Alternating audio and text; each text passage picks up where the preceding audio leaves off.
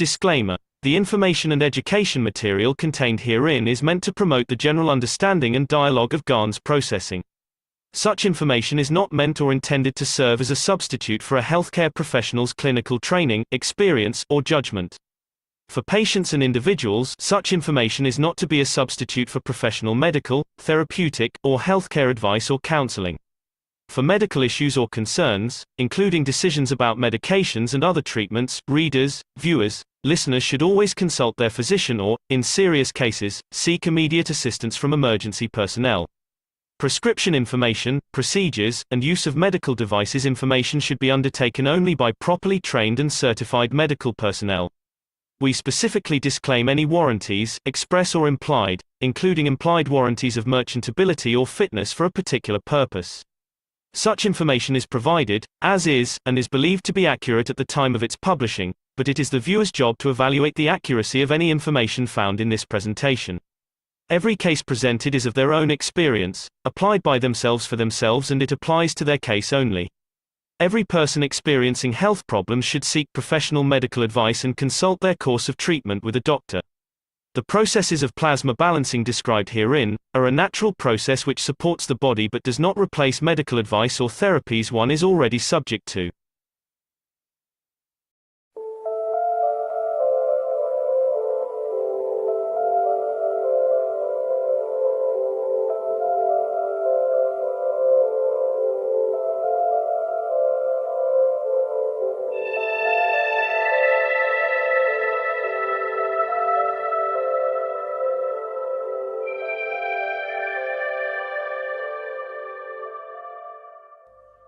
It's time for change to move into the real work of the universe.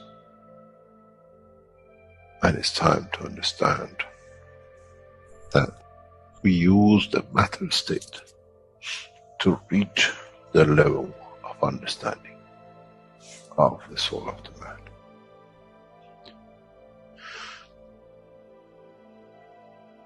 Now you understand maybe why the Creator has sent His messengers in the name of whatever you have had. Is that they bring the ears, that it can be used when the time of the Messiah comes. They can teach the soul and the message, not to oppose, but by them understanding through those who have become messiahs to give from their souls to these to elevate, the job is made easy. The school is there and the students are devotedly there. Then there won't be any fight between what they call the Muslims and the Christians. The lamb and the lion will eat and sleep in the same nest. The Christians and the Muslims will sleep and pray in the mosque and in the same church in the name of their souls, not in the name of religion that is used to create so much conflict for the benefit of those who were the hyperactive children.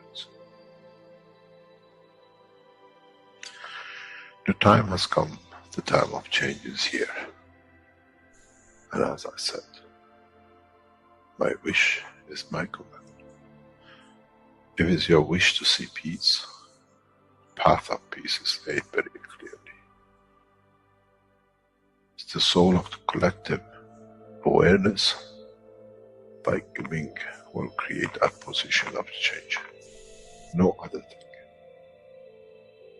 There is no pen in the soul of the man. And I'm sure once you go into the universal community, you will never see anything written but the balance of the fields of the soul of the existence. Try to be humble enough not to become arrogant in the power that you have understood and you possess. Otherwise, you'll fall in the same path of the church and the mosque.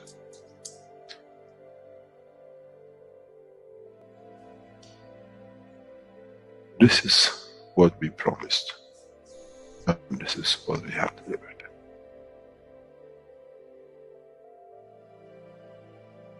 We have to understand the operation of the soul. And we have to understand the soul of the man is a star in the cosmos of the universe. If we compare the soul of the man and many of us, 7 billion in one collection, Earth is like a galaxy with so many stars. When we look in the depth of the universe, we see galaxies with hundreds of millions of stars in it. So is the planet Earth. It carries 7 billion beautiful stars, which are the soul of the man. Carries with it soul of so many trillions of animals, plants, and everything else. So if you look, when someone who does not see the physicality of the earth and its content, what do they see? They see a galaxy with so many beautiful lights shining, each one according to their strength, each one according to their position.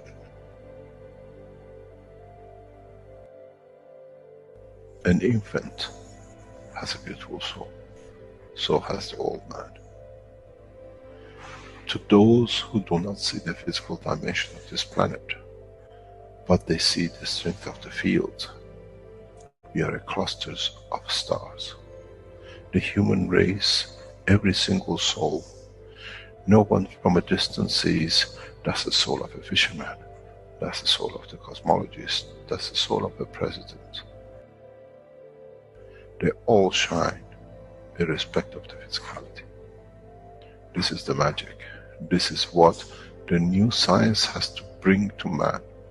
When we look to our soul, we see nothing but a star in the other souls. And this is the break. This is the understanding. This is what all these teachings are about. Coming to mature to the next level, to understand in the deep space, the universe is the oyster for those souls who serve. Then man is ready to go into space. Then man is ready to become part of the universal community which has been promised. I never promised you heaven. I always promised you the elevation of the man to join the family. And now you have the key. It's you who has to open the door to understand, if I can raise the soul of these people or millions of other souls, that the physical life on this planet changes, then I'm worthy to be part of the universal community. To be there to serve, to expand, to be there, to be part, that in the cycle of life of universe, I become, in being part, I become part of the totality. When man reaches that point, a new dimension in the strength of the soul of the man will appear, which is beyond imagination of understanding of the physical life. It's the gate to the opening of the new life, in a new dimension, which is beyond imagination of what you might call a new beginning, a new cycle, which that cycle carries with itself the origin of the creation of life in the universe and in the universe.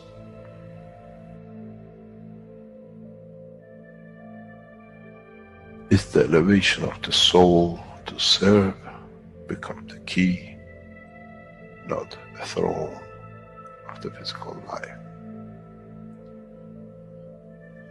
The time is right.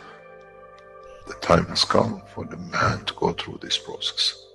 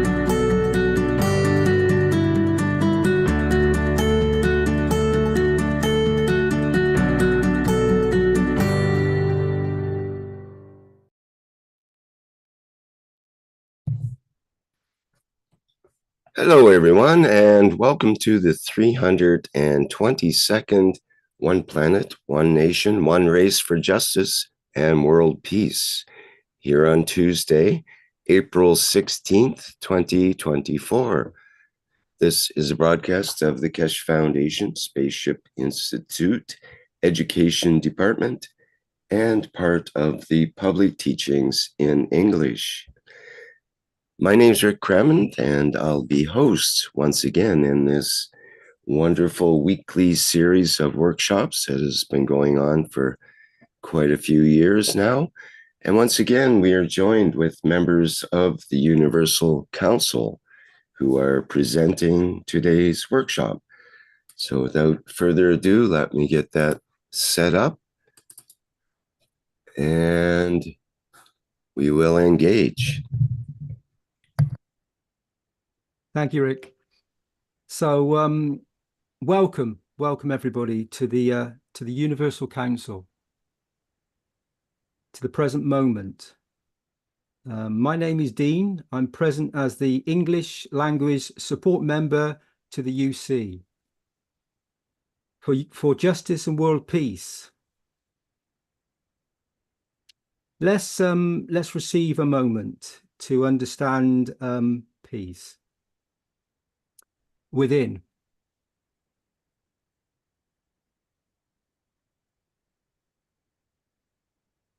What does this feel like? How does this affect my being? With this field energy pack, how do I deliver its strength, its humbleness? From one moment to the next, that all the moments of peace within become one moment always. The soul of man is present, unlimited, always. Our beauty of the condition of the soul knows not of title of anything. It shares a field energy that in its transparent position from and to all, delivered in zero time, this moment, and present. An energy field pack created to give and receive, a transfer of energy. May it be with love and gratitude for all, in man's words. Thank you for your presence always, the Universal Council.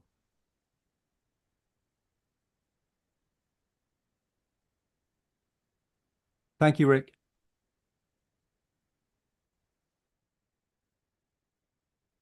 Hello together. Andrea from the German Universal Council supporter team is speaking. We hear now a very important teaching from Mr. Keshe. It's a 5-minute excerpt of the 105th Knowledge Seeker Workshop presented from the Brazilian community. For me, one of the golden keys of abundance. Afterwards, I will share with you my thoughts and understanding of it. Enjoy. So, Rick, please go ahead.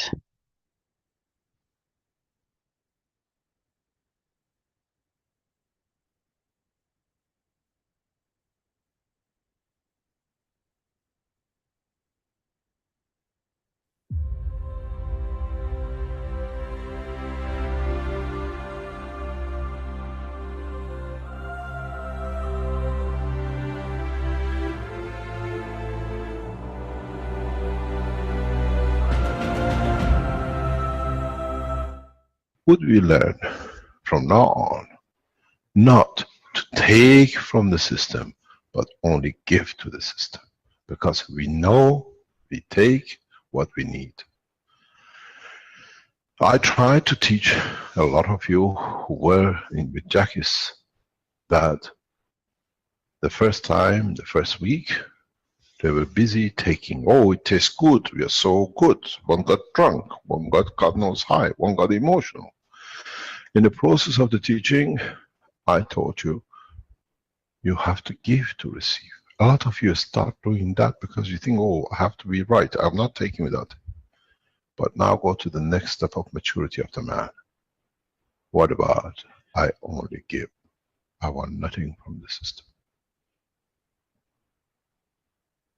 Then, would I become to the status of the prophet of the past that they gave their lives to serve humanity?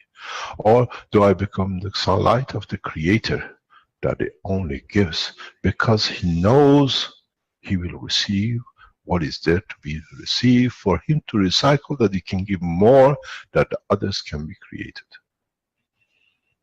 Because in the physicality we have a limitation, and that limitation leads to our tangibility, where the love of the Creator is unlimited. So even our own physical existence is the limitation of our own acceptance of the creation's love. It's us who has limited us with our physical condition, where now if you learn the process of the creation, you can elevate yourself to the soul of the love of the creation, unconditional, untangible, and equal to the rest. A lot of people ask me, what, you claim to be the Messiah? I don't claim to be the Messiah. I claim to understand the working of the universe, which gives me what it needs to be a Messiah. I am the Mahdi. I am the return of Christ. I am the return of Buddha, or any name you want to call it, because I understand the work of the soul of the servants of the God. Which means you've got to be part of to be able to understand it. So next time when you stand in front of your system, just give. Without the worry what I might take. Then, and if you can keep to that path, you will understand the totality. You understand that how come I don't get fat? Now I've learned I can tap into universal energy, whatever I want.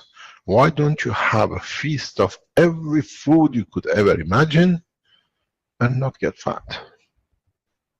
Because if you haven't seen, the key is that in this position with this new structure, your body only takes what it can bring balance between its physicality and its emotion that become at peace.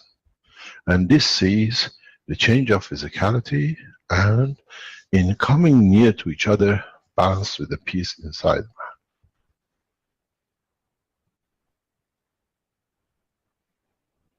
So in so many ways is it our expectation that has brought to us the limitation. And in that limitation, we manifest ourselves because that's as much as we can carry from the love of the Creator. And the answer is yes. Now that you've learned a new way to give, and you can follow it and do it, you will find out, is there a need for the physicality of the man to confirm his existence, where he knows he exists in all dimensions of the creation. I am the Creator. It needs a lot of maturity, because if you come to the point that you decide to become physical again, so that becomes your new limit of understanding.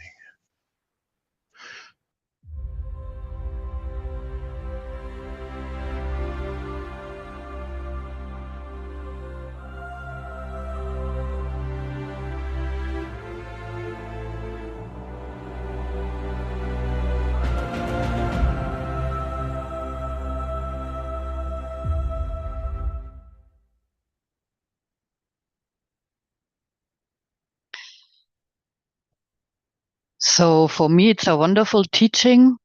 Normally, I can hear it every week, and I think it's a good refresher for all of us. And it's good for the newcomer of knowledge seekers. So I will give you a short overview of my thoughts, and every soul can take what you need. You have to give in order to receive. Give with 100% pure intention. That means without attachment to a wish, desire, or expectation.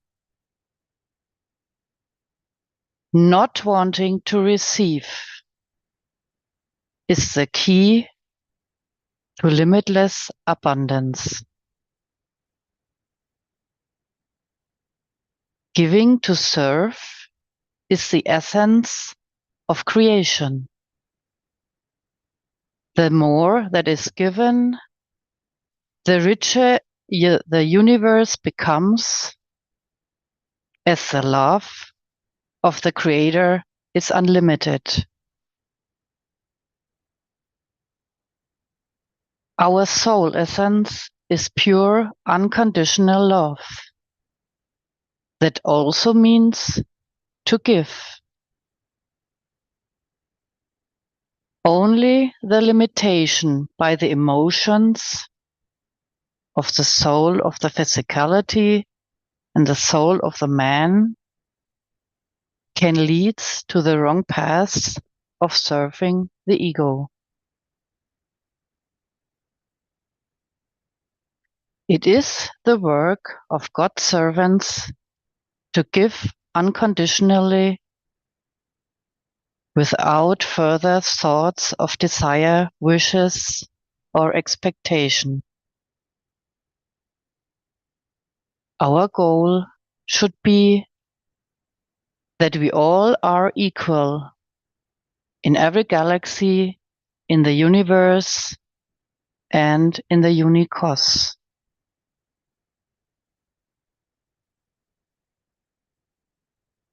When I give unconditionally, the body only accepts what it actually needs in order to achieve a healthy balance, which means the balancing of physicality and emotions. This leads to inner peace and the realization that I am the creator. When we give unconditionally, both aspects of the soul of the man and the physicality, are in harmony. This is the divine spark within us. This is my understanding of the totality. In a way, when you give unconditionally, you are humble before creation.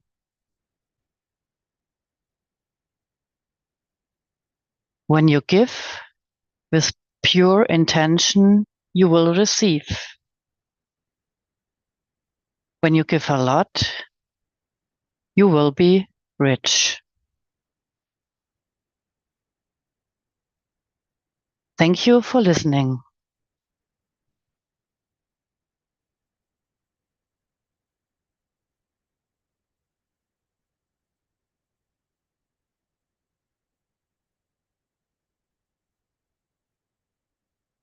We, the Universal Council, wish that all world and religious leaders end the wars and slavery and bring world peace and abundance for all creatures on earth. We are present. We are present. 30 seconds of pause.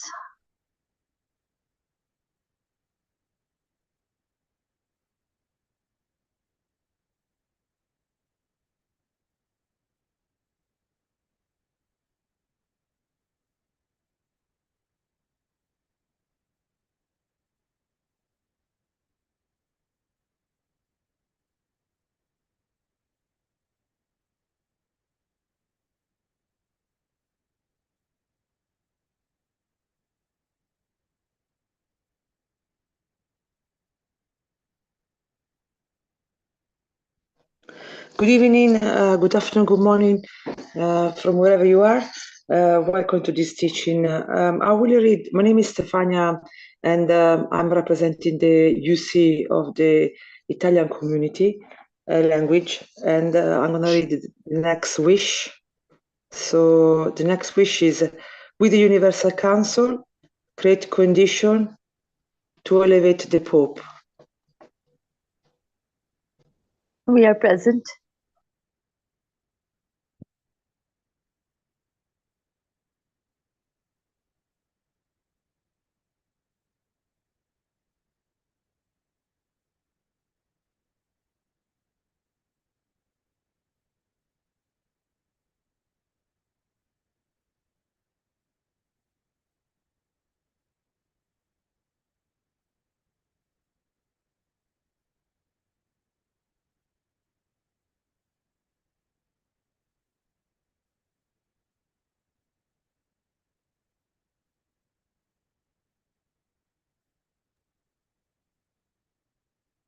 We, the Universal Council, create the elevation of the condition of peace of man.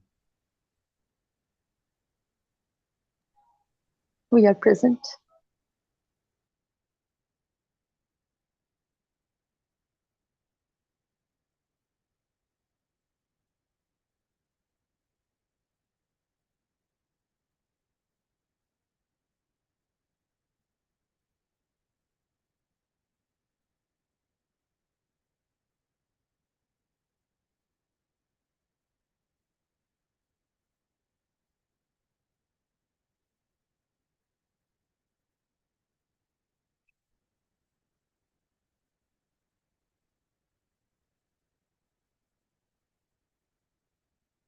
Now I invite all of you to the soul connection.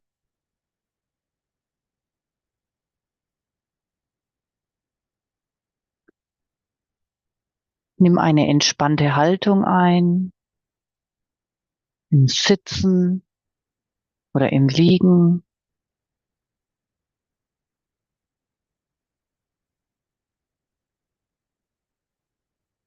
Atme dreimal tief ein und aus.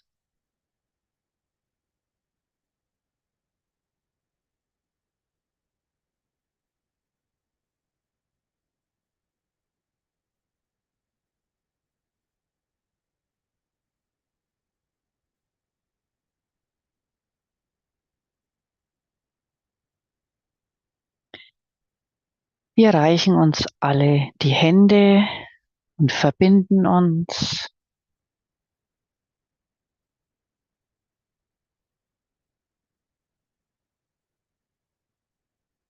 Mit inneren Frieden.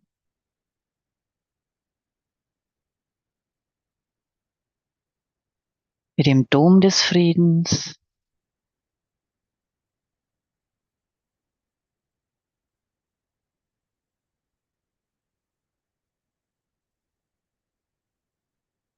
Und jetzt stell dir vor, wie ein silbergoldener Strahl durch den Scheitelpunkt deines Kopfes ganz langsam die Wirbelsäule abwärts bis zum Ende der Wirbelsäule fließt.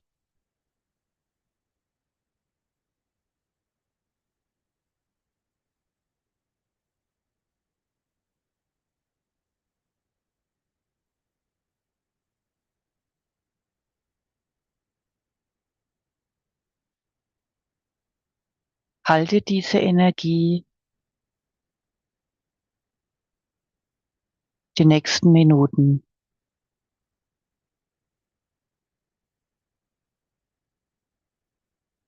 Und versuche beim Einatmen zu denken, ich bin.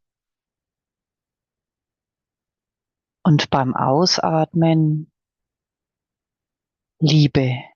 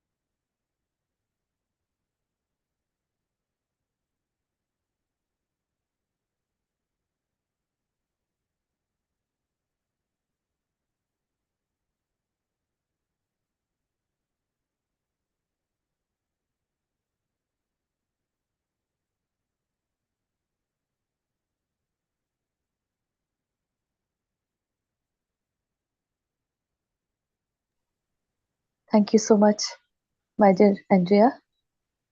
Thank you, beautiful souls, to be present always in this eternal connection. Thank you. Thank you so much. Salam, namaste, salute. Thank you. Now we can move to the next presentation.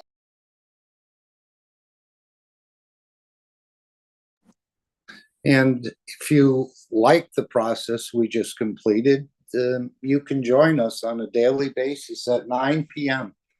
Central European Time to create this dome of peace. You can become proactive. Of course, you'll have to calculate the time,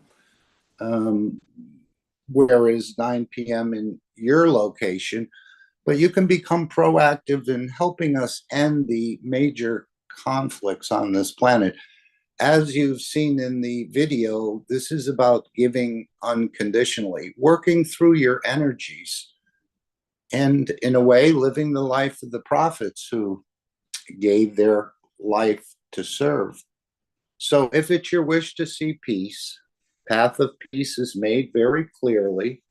It's the soul of the collective awareness. By giving will create this position of change, no other thing. In a way, this is a test for humanity to see if we can bring the change collectively. And giving unconditionally, let's say, without any prejudice. We're not actually praying for the Pope, but we're praying for the soul of the Pope. It's very similar to praying. So most of us are used to that, but this is a new way we're sort of learning to give and to receive energies. And of course, by using the ethos of Mitra, I think on a regular basis, this gifts that the Christ was given by the three wise men, the thinking and speaking and doing good, this helps create that condition of giving in a way, because you're not taking from others. So this is a very important aspect of it to me. But again, it's a new way for us to give and to receive. We're opening up actually the emotional side of our energies of your soul. We call it the soul. In the universe, of course, they call it the center.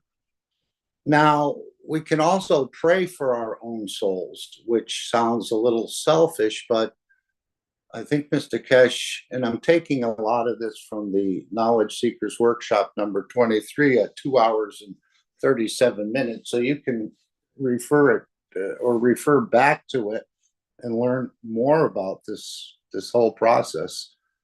But this is what humanity needs to accomplish, this idea of working without so much the physicality, but in the dimension of the energies. Even the Universal Council is learning to work this way. So it is a test for mankind to see how we can bring the change and keep it. You can also release Gans waters, which was the first step, and it's something for your physicality to do. And we meet collectively on that on Sundays at noon or 6 p.m. Central European Time. You can go to the Keshe Wiki, learn how to make the plasma water, and release it collectively on Sundays. But then Mr. Keshe said we can go to the second step, using our souls to create this permanent, peaceful condition on this planet.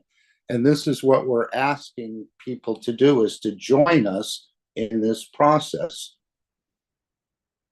And as we're understanding collectively, we're much stronger. One of the beautiful parts of working through your energies is that nobody fails this test.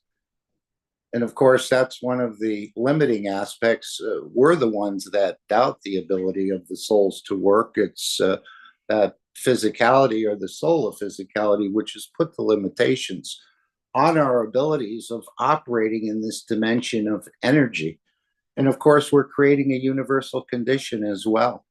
This is the way it works in the universe. The physicality is really not included. It's more the energies and the emotions. So we're doing a number of things here in this work. And the work in the plasma is much easier than the work in the physicality. Much, much more effective. And of course, we'll keep it. So if you understand that your soul is a star in the cosmos of the universe. Let's put our stars together.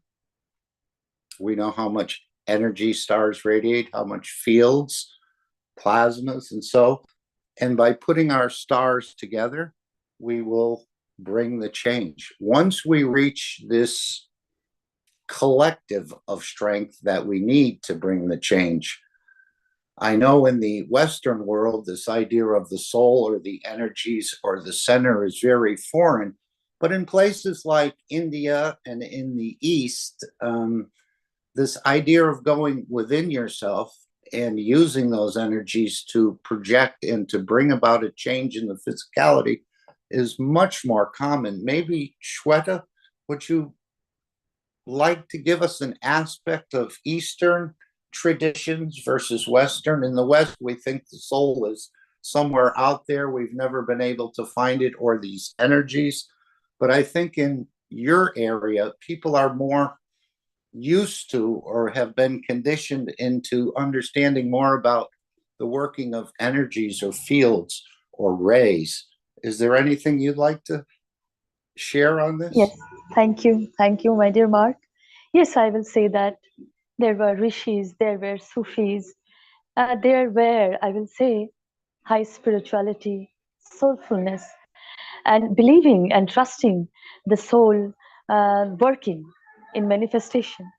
So India, well, now we call India, the whole, the India, Pakistan, Bangladesh, Afghanistan, Iran, they are like one nation, and that was before, and following the footstep of soul, the soul of the man, the universal soul. And then at that time, they believed that even in the rituals, they now it turned into worships and melodrama, but at that time, these rituals were really, really giving peace to others, eye soothing, heart bending, love. You can feel the love from the core of your heart at the time. I have seen that. I have seen that with my own eyes, felt it. But after these influences from many, I will say people changed, and they, even India is famous for, Bangladesh is famous for, Afghanistan is famous for soul and spiritual activities, spiritual believing. People really, us, lost this feeling. They only worship like a stone. You have to do this, you have to pick the flowers, you have to have a garland, and you have to have a this and that, and everything is okay then all. And really it became a business now. But as you said, we just feel this again. We always felt this, that, as you were saying, universal council inviting,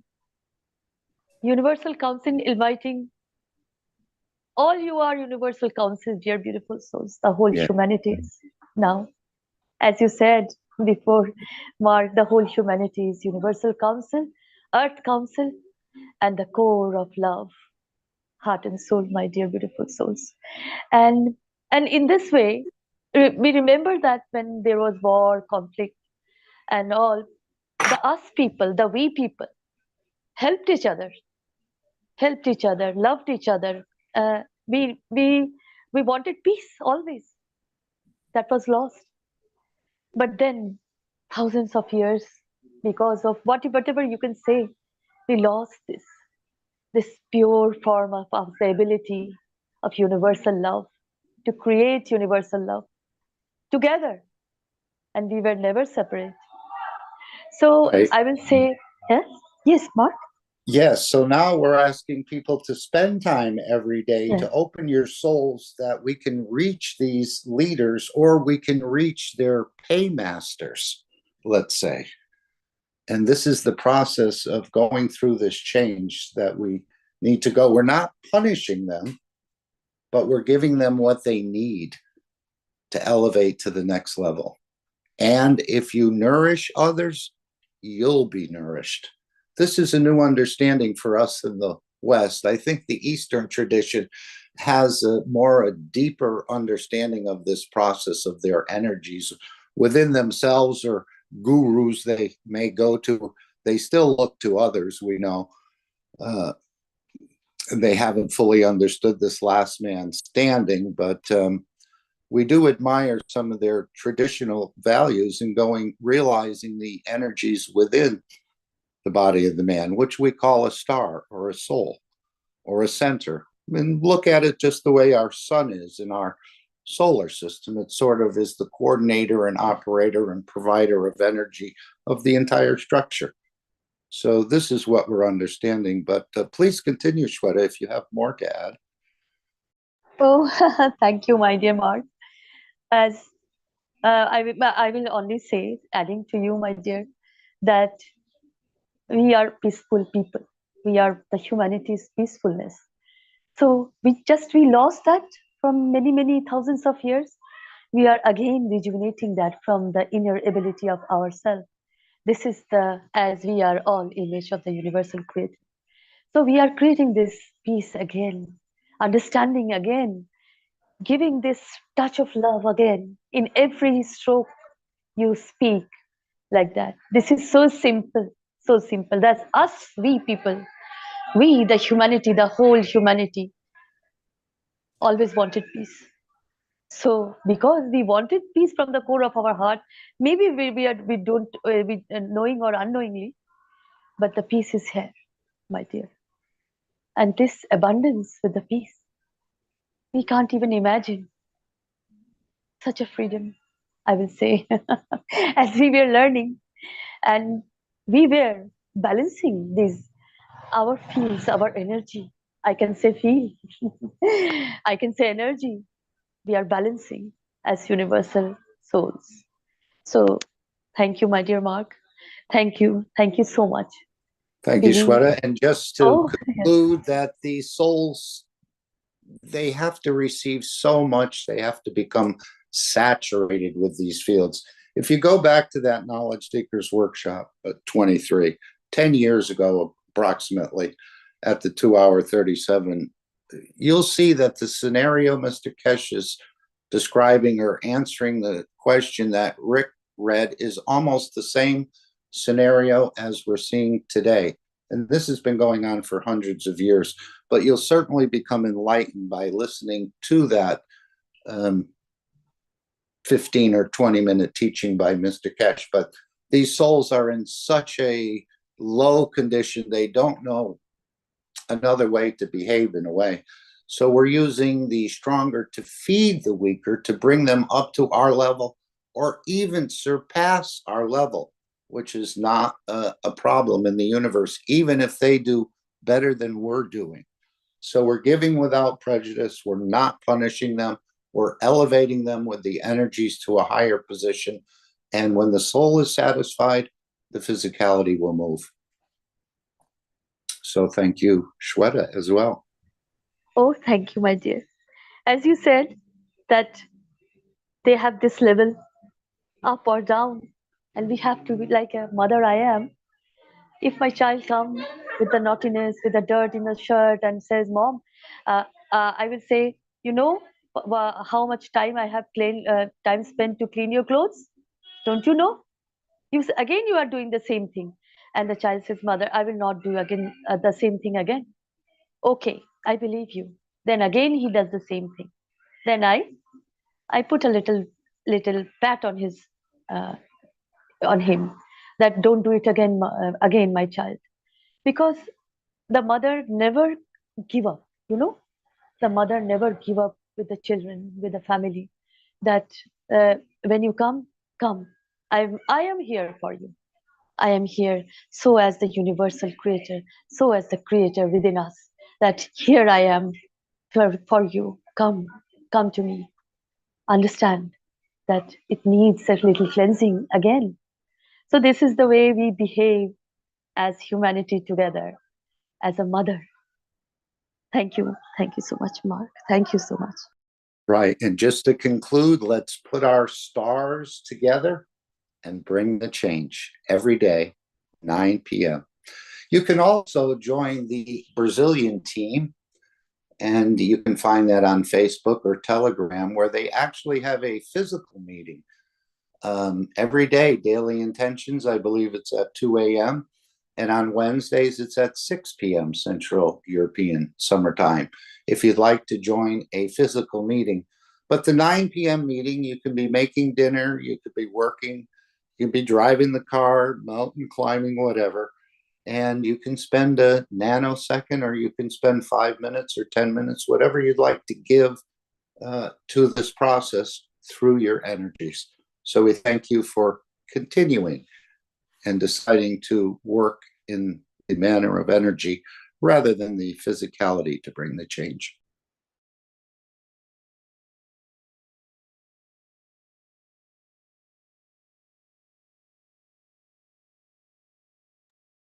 Thank you. Thank you. Now, Rick, we can move to the next presentation.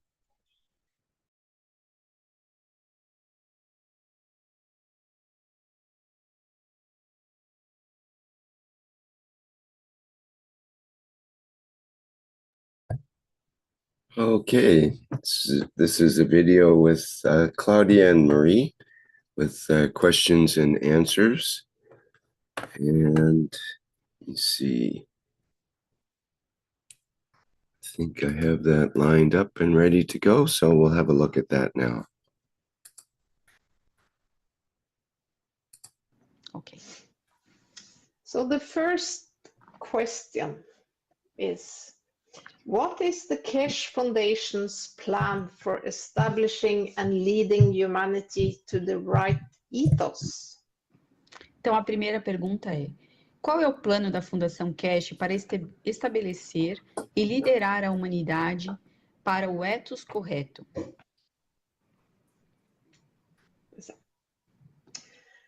The first answer. The plan is to provide humanity with the information of the workings of the unicos, the soul of the man, and all other important aspects of the technology, in union with the commandments as a base for the upcoming time of rapid change. Everyone will receive of all this in accordance with his development and his level of understanding. This knowledge is as much for the future generations as it is for the current. It is not an active plan with a set goal, but rather humbly creating the conditions for the man to choose the correct conduct and act in accordance with the ethos. Então, o plano é fornecer à humanidade informações sobre o funcionamento do Unicos, da alma do homem e todos os outros aspectos importantes da tecnologia, em união com os mandamentos, como base para os tempos de mudanças rápidas que virão. Todos receberão tudo isso de acordo com o seu desenvolvimento e seu nível de compreensão. Esse conhecimento é tanto para as gerações futuras quanto para as atuais. Não é um plano ativo como um objetivo definido, mas sim criar humildemente as condições para que o homem escolha a conduta correta e age de acordo com o ethos. And there is another answer. The plan is to make the knowledge of the Creator and the creation available for all souls. And since we are living a dual life, one in physicality and one in the soul dimension, the knowledge is already available for all, either in physicality or on a soul level. The biggest obstacle is that man has been misled for thousands of years and need to comprehend the totality of the knowledge. This is very hard for humanity. But by comprehending and really understanding the principles of creation, we can utilize this knowledge for the benefit of humanity. The plasma systems of Keshe Foundation is building, are supporting the transition for humanity to become peaceful. The ethos is part of the knowledge and is necessary to cooperate with all other souls in creation. It's like rules for being part of the universe. You never take more than you need. You share what you don't need, and so on. Simple guidelines for all to follow. Until humanity follows these guidelines, we are stuck on Earth. And of course, humanity needs to be peaceful because creation is a peaceful place. Então, o plano é tornar o conhecimento da criação e do Criador disponível para todas as almas. E como todos estamos vivendo uma vida dupla, uma vida na fisicalidade e outra na dimensão da alma, o conhecimento já está disponível para todos, seja na fisicalidade ou em um nível de alma. O maior obstáculo é o que o homem tem sido enganado por milhares de anos e precisa compreender a totalidade do conhecimento. Isso é muito difícil para a humanidade, mas ao compreender e realmente entender os princípios da criação, podemos utilizar o conhecimento para o benefício da humanidade. Os sistemas de plasma que a Fundação Keshe está construindo estão apoiando a transição para que a humanidade se torne pacífica. O ethos faz parte do conhecimento e é necessário para cooperar com todas as outras almas na criação. São como regras para fazer parte do universo. Você nunca pega mais do que precisa, compartilha o que não precisa, e assim por diante. Diretrizes simples para todos seguirem. Até que a humanidade siga essas diretrizes, estaremos presos na Terra. E é claro, a humanidade precisa ser pacífica porque a criação é um lugar pacífico. And there is another answer. Share knowledge in plasma technology freely and equally to all countries. Outra resposta é compartilhar o conhecimento da tecnologia do plasma livremente e igualmente para todos os países. And there is another answer. The keyword is independence. Learning and understanding the potential of your soul brings this independence. Don't expect any pill that lifts you to this knowledge leveled field. It's you who have to choose to learn the knowledge Mr. Keshe is teaching us freely all the time. A palavra-chave é a independência. Aprender e compreender o potencial de sua alma traz essa independência. Não espere por nenhuma pílula que eleve a esse nível, esse campo de nível de conhecimento. É você quem deve escolher aprender o conhecimento que o Sr. Keshe está nos ensinando livremente o tempo todo. So then we are on the second question. What does the Keshe Foundation think about using technology and to act and collaborate in public security? Então, nós vamos para a segunda pergunta. O que a Fundação Keshe pensa sobre usar a tecnologia para agir e colaborar na segurança pública? The first answer. With the technology from Keshe Foundation, humanity is changing from killing others to living without taking the energy of others without their consent, becoming peaceful. The misbehavior of humanity is due to our lack of energy, not understanding we have a source of energy within.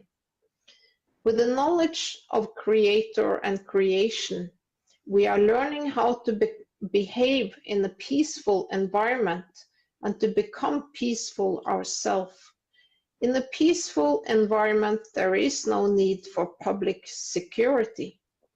The technology from Keshe Foundation is changing us and our environment by increasing our field strength. We are also learning that we are part of a bigger structure of creation. Everything and everyone is connected. Stealing energy from others will only harm ourselves. We have received the tools of knowledge on how to transition into becoming peaceful in the 24 commandments, the ethos of Mitra, and the universe. and the teachings.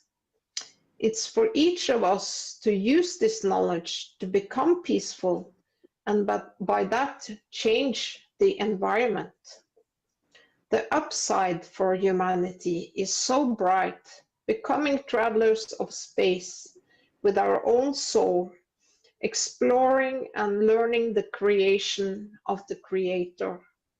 The unrest we are experiencing on planet Earth is due to lack of energy, lack of knowledge, and humanity's ignorance of the creation and the Creator. Now humanity has this window of opportunity to change. Let's change humanity by changing the fields, and we will have peace on Earth, and the universe will be our oyster. Então, com a tecnologia da Fundação Keshe, a humanidade está mudando de matar os outros para viver sem pegar a energia dos outros sem o seu consentimento, tornando-se pacífica. O mau comportamento da humanidade se deve à nossa falta de energia e ao fato de não entendermos que temos uma fonte de energia interna. Com o conhecimento do Criador e da criação, estamos aprendendo a nos comportar em um ambiente pacífico e a nos tornarmos pacíficos. Em um ambiente pacífico, não há necessidade de segurança pública. A tecnologia da Fundação Keshe está nos mudando e mudando o nosso ambiente, ao aumentar a nossa força de campo. Também estamos aprendendo que fazemos parte da estrutura maior da criação. Tudo e todos estão conectados. Roubar energia dos outros só prejudicará a nós mesmos. Recebemos as ferramentas do conhecimento sobre como fazer a transição para nos tornarmos pacíficos nos 24 mandamentos, no ethos de Mitra e do universo e nos ensinamentos. É para cada um de nós usar esse conhecimento para nos tornarmos pacíficos e, com isso, mudar o ambiente. O futuro para a humanidade é tão brilhante, tornando-se viajantes do espaço com nossa própria alma, explorando e aprendendo na criação do Criador. A agitação que estamos experimentando no planeta Terra se deve à falta de energia, falta de conhecimento e ignorância da humanidade sobre a criação e o Criador. Agora a humanidade tem essa janela de oportunidade para mudar. Vamos mudar a humanidade. Ao mudar os campos, e teremos paz na Terra, e o universo será nossa ostra. And there is another answer. By spreading plasma technology is how the Keshe Foundation takes care of public security. As the knowledge gets shared, will have a positive impact on public security. Então, outra resposta é: difundindo a tecnologia do plasma, é como a Fundação Keshe cuida da segurança pública, pois o conhecimento, ao ser compartilhado, terá um impacto positivo na segurança pública. And there is another answer. We need to understand that there will not be a need for public security in the future. No threats, no war, no aggression, no killing and harming life. This is difficult to imagine, but it is an inevitable step in human evolution and joining the universal community. Until then, the technology can be used to help this process in accordance with the ethos. The Foundation is already part of undisclosed activities for peace. Então, outra resposta é: precisamos entender que no futuro não haverá necessidade de segurança pública. Nenhuma ameaça, nenhuma guerra, nenhuma agressão, nenhuma morte e nenhum dano à vida. Isso é difícil de imaginar, mas é um passo inevitável na evolução humana e na adesão à comunidade universal. Até lá, a tecnologia pode ser usada para ajudar nesse processo de acordo com o ethos. A Fundação já faz parte das atividades para a paz que não são divulgadas. And there is another answer. If the public start to understand what freedom we have by instantaneously free traveling with our soul, prevailing food, health, energy, shelter, communication, and the rest. Which insecurity do you think will be left to protect? Então, outra resposta é: se o público começar a entender a liberdade que temos ao viajar livre e instantaneamente com a nossa alma, desfrutando de comida, saúde, energia, abrigo, comunicação e o resto, que insegurança você acha que restará para proteger? So then we are on the third.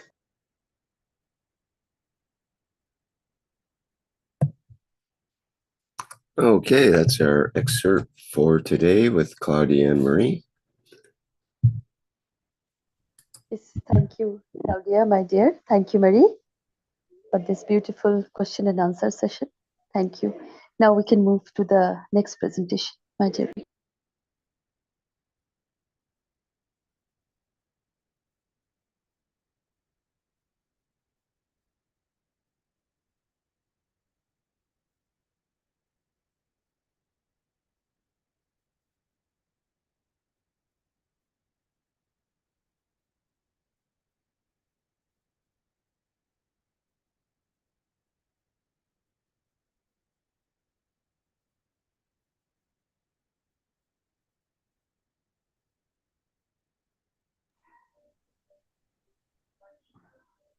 Welcome, beautiful souls, to the reading. Thank you.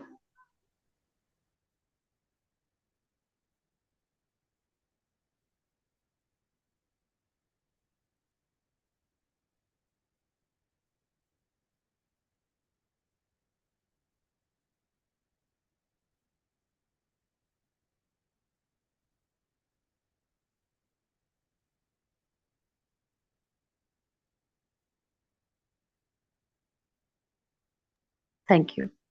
In the past few months, as we moved from understanding of the soul into cosmic rays and understanding of the interaction of the fields, which comes from the cosmos, which become part of us, and some of it passed through us, carries some of the energy and information of us into space of the universe. We have one question. We have one question. What happened when a cosmic ray passes through the structure of the soul of the man? Our soul is not the ultimate size and ultimate strength. It's part of the spectrum of that the amino acid of this planet can, in a way, hold on to. In the physical dimension, as we have talked before, when the cosmic rays of the lower strength or specific strength pass through the eye of the man, our astronauts report flashing lights. Our doctors see structured damage to the brain or change of the combination of the information and communication within the brain. We say cosmic ray has gone through the brain and we have to have the page up, my dear Rick. We say cosmic ray has gone through the brain and causes, or the flash of the light, it's caused because photon is created in the ray. In a way, it releases its energy in the salty water of the brain of the man.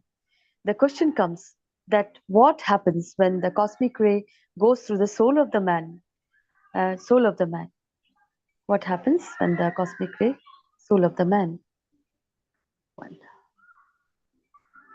Yes, our soul is not the, okay, we have to, a little page up. Big flashlight, it caused because, yes. We say cosmic ray has gone through the brain and causes, or the flash of the light, it caused because photon is created in the ray. In a way, it releases its energy in the salty water of the brain of the man. The question comes, what happens when cosmic ray goes through the soul of the man? What would the effect be? Would it enlighten the way, enlighten in the eye of the man, and man see a flash? Would it release his energy to elevate the soul of the man? Would it carry the information which is within the soul of the man and become part of the transported to another time and position, any place, that when it interacts with other fields or ray, leads to creation of new plasma, seed of a plasma, or part of the plasma which already exist. And then would the characteristics of the man will be transferred into that seed of the plasma. The question is not if, but the question is what happened after. Does it come that those who get enlightened receive elevation of energy from the cosmic radiation or cosmic field, or elevation of the soul of the man in the knowledge of understanding by some of the fields which are absorbed in the soul of the man, and then it release at different strength become the seed for another cycle of creation, which means the field interacts with soul, with the soul, gathers information, but it impregnates it in a way, adds a second field to it when it is in a condition of the ray. Thus there is possibility. Thank you. So, is it or can it be that, as we've seen, the interaction of the two fields lead to the creation of what we call a new seed? Would this be a possibility that at the point of inception in the physical womb of the mother of the child, by interaction of such a field, coming within the structure of the physicality of the mother, leads to the creation of the second soul, then in a dimension of physicality leads to the creation of what we call the beautiful people? In a way, the soul is one, but in a way it consists of two, or maybe by division in soul balance 4 or 5. Would it be, is there possibility that in the future the scientists of the man unravel this mystery about the creation of what we call beautiful people? Or can this be created in the time and the position and the strength of the field of the soul of the man, by absorbing a secondary soul, a secondary field? It divides itself into a secondary soul, which means at one point or another, our brain, due to inheritance, evolution of physicality, is ready to receive additional fields, which that additional fields creates a second dimension, so that we could call secondary soul, which we call the beautiful people. This mystery of creation has to be solved in one way or another, because this will lead to further understanding of the work of the cosmos. How we travel, how we can divide ourselves, how we can carry the essence of the creation within us and manifest ourselves in the same time in two places, in two different dimensions of physicality. So the question for the world of science, which most probably will be answered in the coming time, we don't see any pattern of dual characteristics. And suddenly at a certain point, we find out that there is a second character within. Has this been through the interaction of the cosmic rays, which have enlightened or interacted with the body of the soul, and in that process has led to the creation of what we call two separate souls, or 3 or 4, as it happens in the womb of the mother, when the sperm and the egg come together, and at a certain point, the dimension, these fields and that plasma, in balancing themselves within each other, lead to common denominator information, and then separate addition to manifestation of individuality. This topic, the reason why I have brought this discussion up today, is extremely important for those of you who become what we call the pilots, those who become the trustee souls, by receiving another soul within the soul to transmute across the universe. Has one stronger? would be receiving the soul within you, create a second dimension of life? Or can those who become the captains can keep it separate, that does not lead to the creation and generation of secondary souls, secondary packs of energy, which then in one point and part and position will manifest in the captain or the one who put in the soul in, a secondary birth in the dimension of the soul, in the splitting of the soul, which leads to creation of new life. Thank you. Or can we, those of us who have understood the process, create a condition of absorption of cosmic rays, which allows within a certain dimension, time and place, within the physicality of body of the man, for the soul, for the energy pack, the central point to split, and then by itself carry, and it manifests itself into place, in two places in the same time. Now we understand the story of what we call manifestation, the story of what we call transmutation. As I said, for man to become the man of space, man of universe, man has to understand the pitfalls of this transmutation, the possibilities of the failure and possibility of success, and possibility of things going right too much or wrong too much. Then the question comes, do you want to be a captain? Or do you have a strong strength, soul enough, that no soul can lead to division of the soul or impregnation of the soul, that your soul or soul of the one who you trusted or trusted with become to split, to lead to creation of what we call double entity.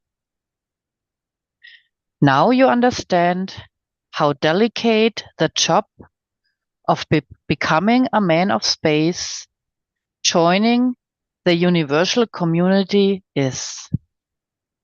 But we use this property, we use these characteristics, we use this functionality to create the dimension of transmutation, where the emotion of the soul decides the absorption, elevation, and division. In the past times, we have spoken even how this emotion will interact with the soul of the physicality,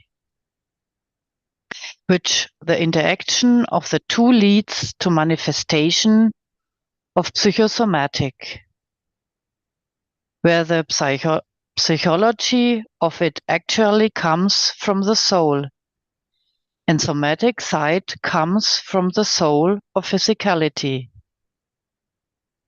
And then the interaction of the two in respect to its environment creates, manifests what we call the physicality.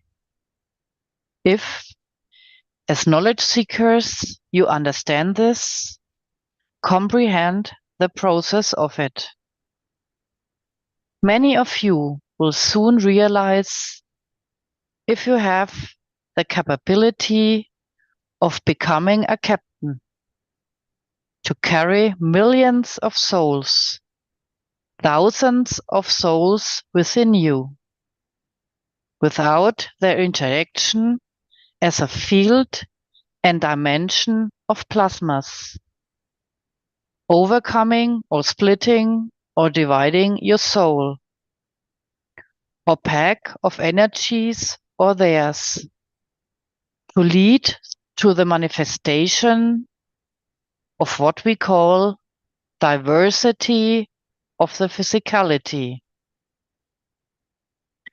In the past few weeks, we are taking you down the Rhine River of the reality and the eventuality of what you as man will face in space when you become man of universe or become the life within the universe. This is why in the past few weeks' discussion, I spoke about bending the fields. Or do the rays go straight? Can you assess the fields which are given? Will play the bending job, or would they go straight through that they carry the dimension of your soul? And if so, would they lead with what we call changing the balance of the fields within you, who were up to now a captain? Creation of the fields of universe. Creation cosmic rays in the strength of the universal strength. It is not a difficult job. It's just how you can bend it, how you can change it, and how you can create an interaction which should lead to manifestation of ultimate goal. Thank you. Then you understand how in the future, man of science will be easy. In such easy way, solve the dilemma which the present man has with what we call the beautiful people, where we can create conditions that the split souls can manifest itself in its own dimension of physicality. In a way, we bring a new dimension of the fields, which leads to creation of physicality through interaction of the field of the soul and soul of physicality of the man. This happens every second in the body of the man, millions of times when the old cell is replaced with a new, and the new carries all its characteristics. Now it's time for man to understand this, and for man to understand how to work, to manipulate, to what we call cajole, and to bring a position of strength, knowing which cosmic ray is used to bring the condition of diversity in the field strength of the soul of the man, which leads and will lead to creation of new life or new dimension in the soul of the man, or any energy pack which comes across the life of the man. In the near future, through the systems which we have developed and gradually will be brought into the public, we will be able to create conditions for those souls who have matured or split or received cosmic rays or another field strength, that they carry within them a dimension, a division of what we call growth of the energy of the central point of the soul, to manifest themselves in a dimension of physicality of their own. But this will create one of the biggest problems for the world of creation and the man and the world of science. And this will happen inevitably in the first few months, when the transmutation systems, like the vertical systems, will manifest themselves, will become operational. And that's one of the reasons we discuss it today, because we are reaching that point. There was a question. Good morning, Mr. Keshe. How many Unicos do we have? Keshe. Unicos completes everything which is part of the universal community. I want to read you the response from our people in the meeting of Gaza, In response to our friend in Australia, they're on the line because they listen what we say. This is what response comes back to, quote, yes, we just make sometimes adoptions after it's always on and always with the intention to feed people in Gaza, no matter if they connect with phone or not. I think you got your answer. We keep this line open and we see it being depleted so that people, the souls or physicality who have tapped into it, and this is a response from the Keshe Foundation Research Center who runs this, not from me. Thank you.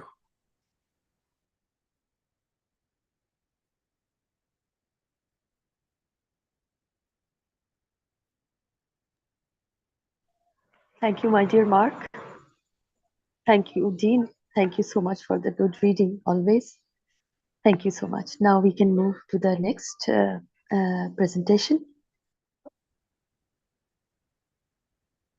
Thank you, Sweta. Thank you, Rick. So this is going to be some information and some understandings, an introduction for the new people to the Universal Council Charter, which is going to be read by myself and Andrea.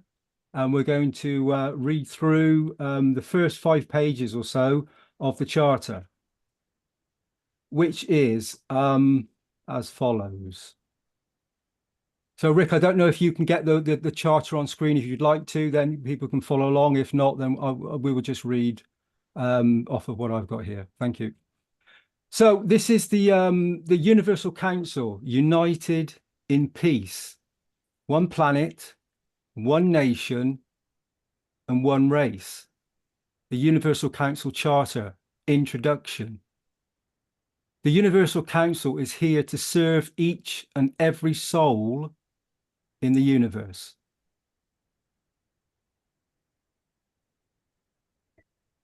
This Charter for Humanity is recognizing all collective commitments of all souls on planet Earth and in the universes, and for all to be as equal.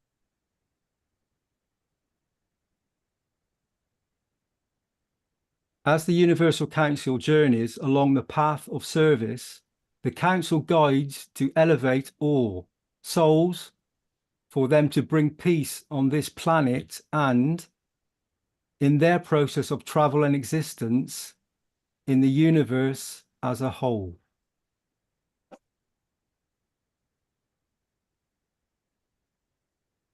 The Universal Council guarantees that souls who and which live or live on this planet will obey the rules of peaceful coexistence on Earth and beyond. And the only course from this point on for all souls is to be in peace and in harmony at all times.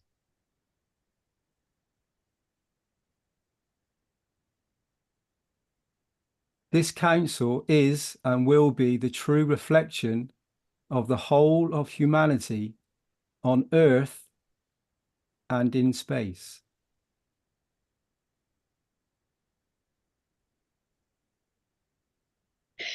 The expression of this essence is the unity of all beings in the path of serving all unconditionally.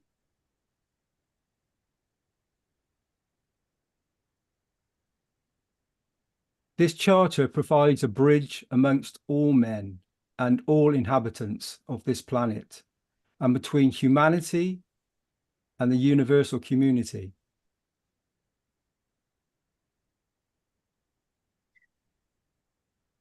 Through the beauty of the soul, of diversity of the languages spoken on planet Earth, all souls are as equal, and all are as creators as they are created in the image of the Creator.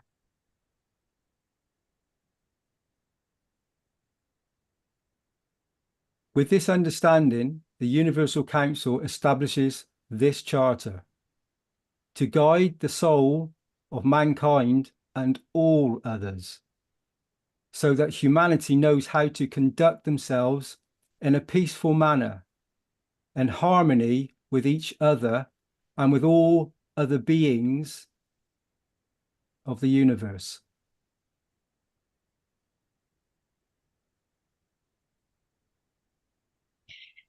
Every being can receive and take from this document according to their needs and level of understanding.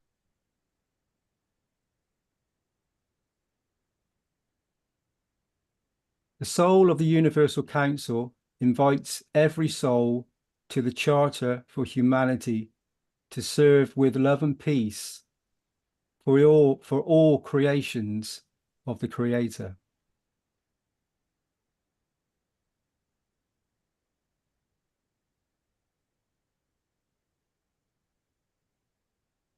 Now we are coming to the universal guidelines. Servitude is the essence of the soul. The essence, through servitude and peace, elevates the collective soul of planet Earth, and this in turn radiates across universes.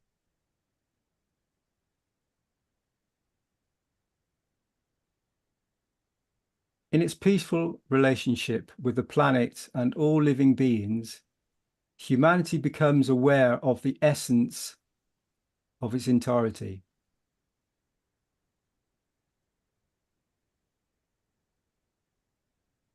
A true human is a lover of all life in every dimension and every point in all the universes.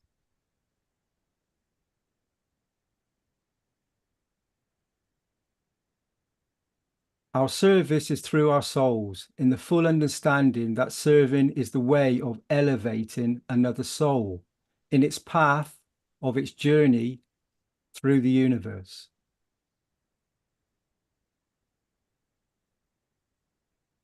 Serving is an expression of the beauty and the essence of the soul of the universal existences. Serving is unconditional love to bring unity of all beings.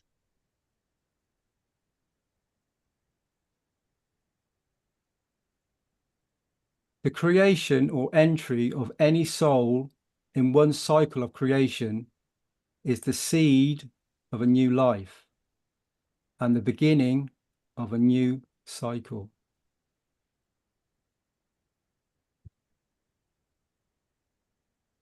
The soul brings all beings into peace with the bond of love, trust, understanding, and compassion.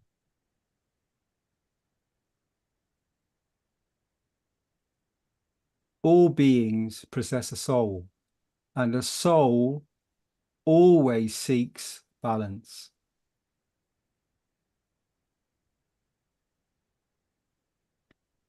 The soul is loving and gives unconditionally.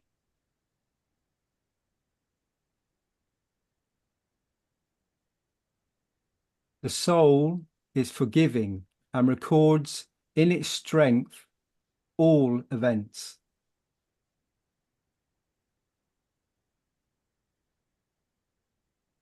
The soul has the highest order of all strength beyond and else, and is everlasting according to the totality spectrum of souls in the universe.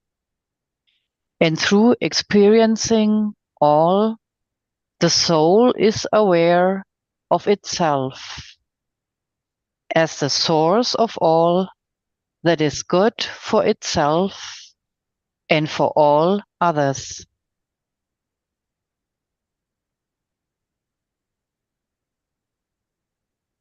The soul is omnipotent.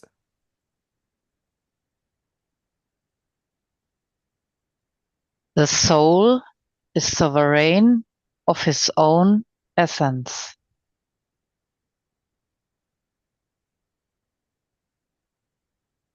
All souls position themselves by their unique strength in the interaction to be in harmony with all and their surroundings.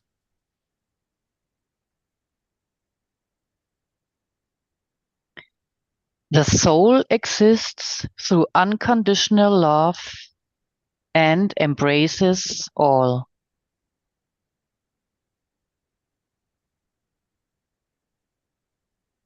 The soul is the creator and protector of the soul of physicality and is the essence of creator of the physicality. And in being so, the soul is the collaborator of the manifestation of physical life to offer the chance of experiencing if be, to participate in creation of new cycle of life.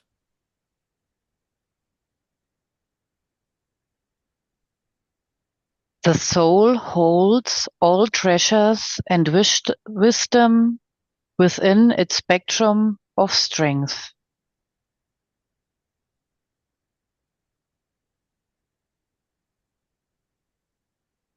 So now we come to the Universal Council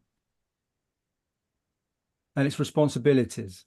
So the responsibility of the Council, the Universal Council, is to guarantee that each language on Earth and those of other essences of creation and from other positions in the universe which reside on Earth are represented as one Universal Council member, and all languages have the same rights, equal responsibility, value, and position in the Council.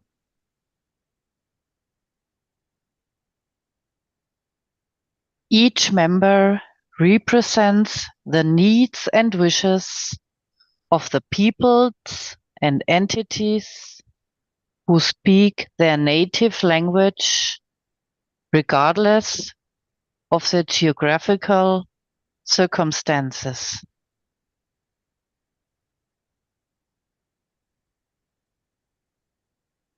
Members of the Universal Council are here to support mankind and others on Earth and beyond to facilitate a peaceful, prosperous future for the human race and others for harmonious coexistence on Earth and within the universal community. Thank you, Rick. That concludes our reading from the Charter.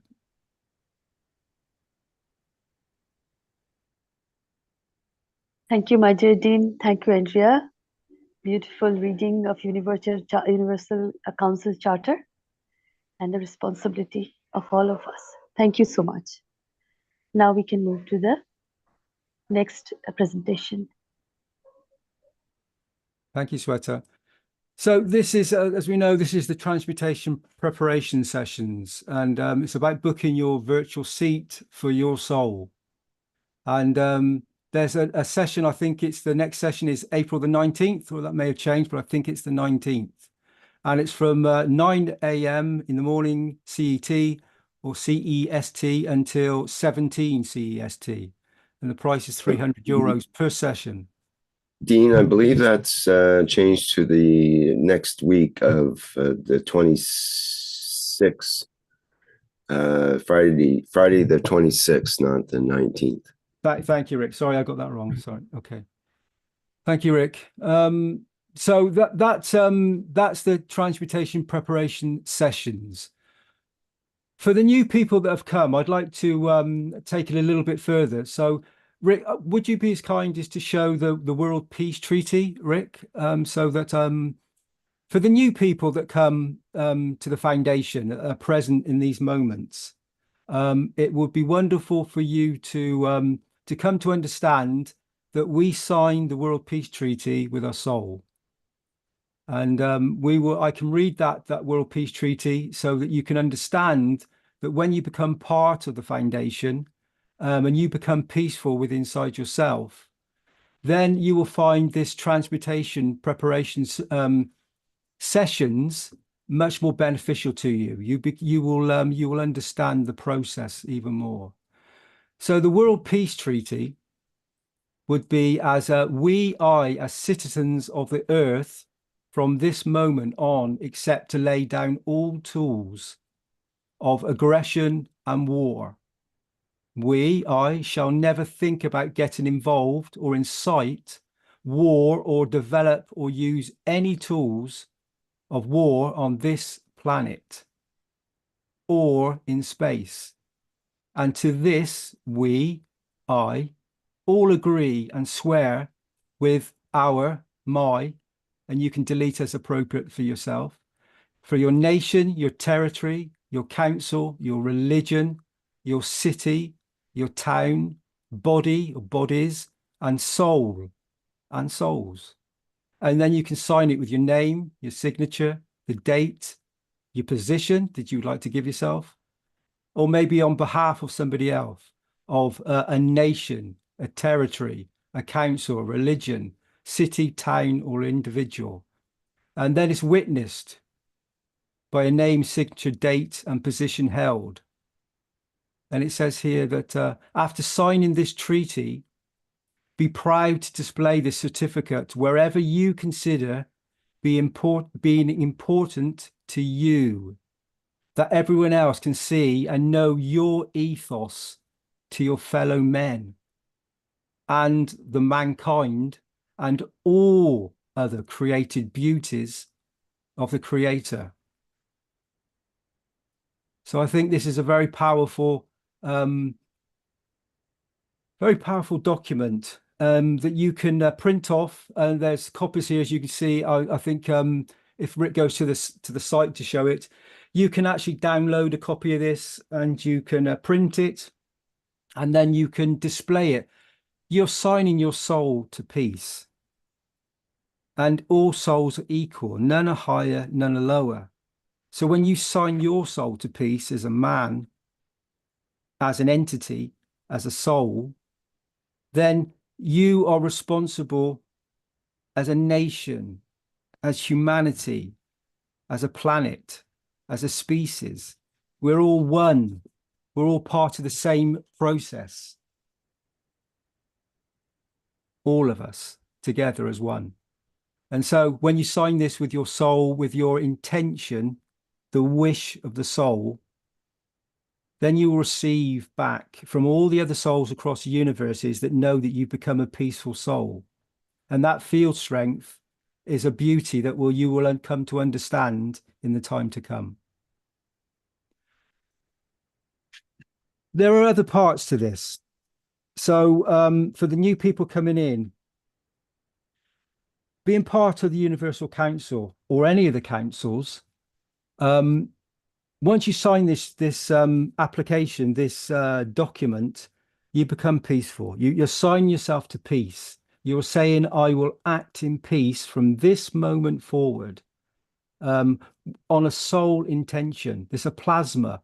It's a sun. It's a direct connection to the Creator. There's no middleman. It's between you and the essence of creation. It's the very part of you that is in your structure. And it's what all these teachings are about. It's within you. It's part of you. So how do you apply? If you, Rick, I'm sorry, I'm jumping around a bit here. I don't know if you can show it. But there is a letter at the bottom to be part of the Universal Council.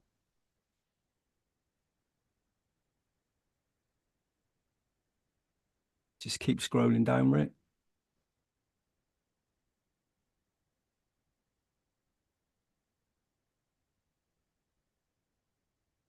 we're on the wrong bit, aren't we? Sorry, we're on the wrong bit, Rick. We're on, let me get to it. Where are we?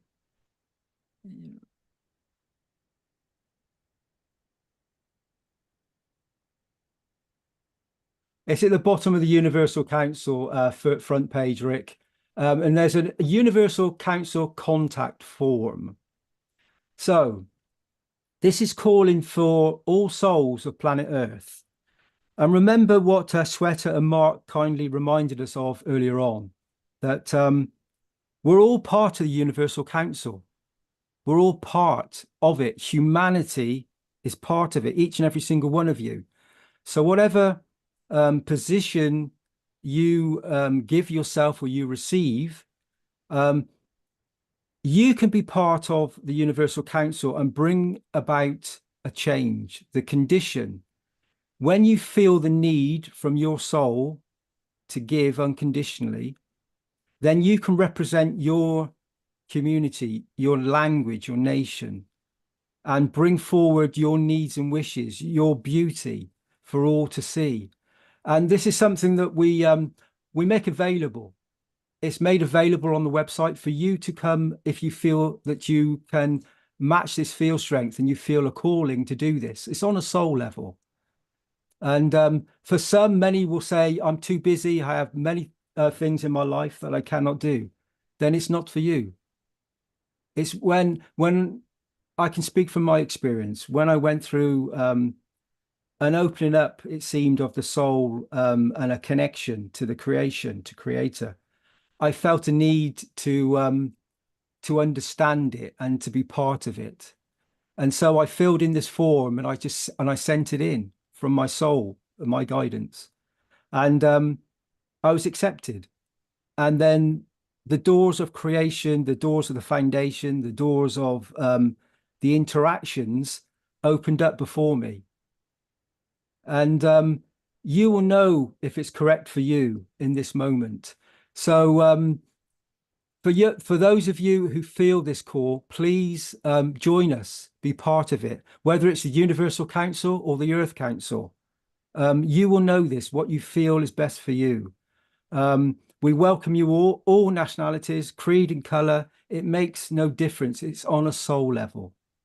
And you will then represent your community, your language, and bring forward, as I said earlier, the beauty within you. And you will find that when you start listening to your soul, don't worry about what it's going to bring forward in the physicality. Your soul will guide you, and all the other souls that are present will give to you for you to be able to give to the souls of your nation, of your language. It's a very beautiful knowledge, understanding that happens very naturally. It's nothing you have to think about. The inspiration, the beauty of it comes from deep within, and you get touched by the soul of the creation, the Creator, and you will find it. For those of you that feel the calling, you will find it a very beautiful experience. And when you connect with the souls like the Universal Council here present in this moment, you will feel the strength and the beauty that they possess, and they will give to you their energy, their beauty, and you will receive this, and then you can then pass this on to others. And this is what the foundation is all about. It's here to serve, to give the knowledge for the humanity and all the souls present to receive the universal knowledge of creation.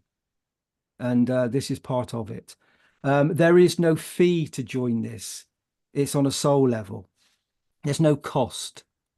This is, as I said earlier, this is an invitation for you to be part of something much, much bigger, a totality. From a viewpoint of planet Earth, we view our conditions locally. But the souls that are present here to elevate and guide humanity are of a bigger totality. And they're present on planet Earth. And you are present on planet Earth. And you are very, very important. The most beautiful, brightest star in the universe. And we would love to have you be part of this, this movement, this particular field strength of unconditional love, of giving to all the nations and humanity in this moment. Thank you, Rick. Thank you for listening, everybody. Thank you. Dean, we have the Universal Council members who represent language communities, and then we have Universal Council supporters. Are there any requirements for either one of those? I think anyone can be a Universal Council supporter. It's open to everyone, but as far as Universal Council, is there an age and a term limit? Yeah, thank you, Mark, for reminding me. Yeah, sorry. So yes, there is. So at the moment, there is a constraint, a slight limitation that just on an age aspect. So at the age of 60, we ask Universal Council members to step aside and to become a support member. So and anybody can become a support member. That's all very good. But if you join as a Universal Council member, that's up to the age of 60 years of age. And then after this, as I said, you can just step aside and you can become a support member. I've been a support member for quite some time. I'm now just about to reach that glorious age. So I will, but I will I will stay in my position of supporting and always being present, because I know for a long time I gave from my soul to be present, to be here, and I've committed my soul to be part of everything, to be present for humanity and all the beings that are present here in this moment. So for me, it's a not just a lifetime commitment; it's a soul commitment, which is the totality of creation. So. Yeah, I felt that calling, and that's how I feel in these moments. So yeah, thank you, Mark. Thank you for reminding me. Dean, there is one more. Also, to be able to become Universal Council, you have to have lived in two countries. So, for example, I'm representing the Italian language group. But I could be Universal Council because I live in England, but I'm Italian. So I think this is one of the things they're asking as well, to be UC. So you also have to have lived in two different countries, not just in your own country. Thank you, Stefania. I think to open the prospect. Sometimes when people live in different countries, they have more broad, I don't know how to say, the prospect of things. I don't know. I think this is the reason why, I think. Yeah, no, I've experienced this, Stefania. Yeah, you when you experience a culture, so when you've lived in one place for your whole life, you've absorbed the culture, that the essence of your birthplace. And you know it inside out, is part of you. But then when you step into another culture, into another environment, into another position on planet Earth, you then start to understand things in a different way. It's how we share knowledge, it's how we experience things. And if you just stay in one position, you receive one field strength.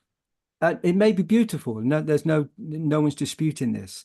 However, when you live in more than one place, as Stefania has just explained beautifully, then you experience this cultural aspect that helps you to understand, the next position, and maybe understand the language that the different place that you've gone to, the different nation, to understand when they say something, what it means. It has a different understanding, a different meaning.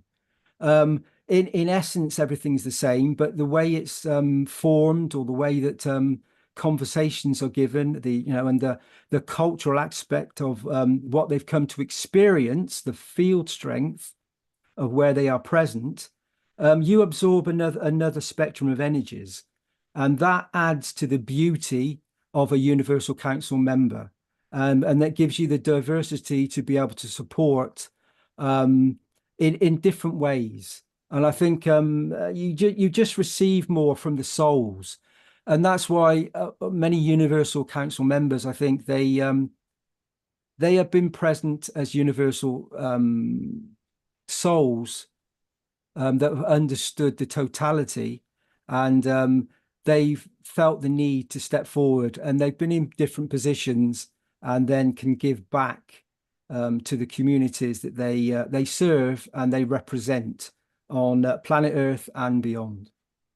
So yeah, thank you, Stefania. Thank you for reminding me that. Thank you.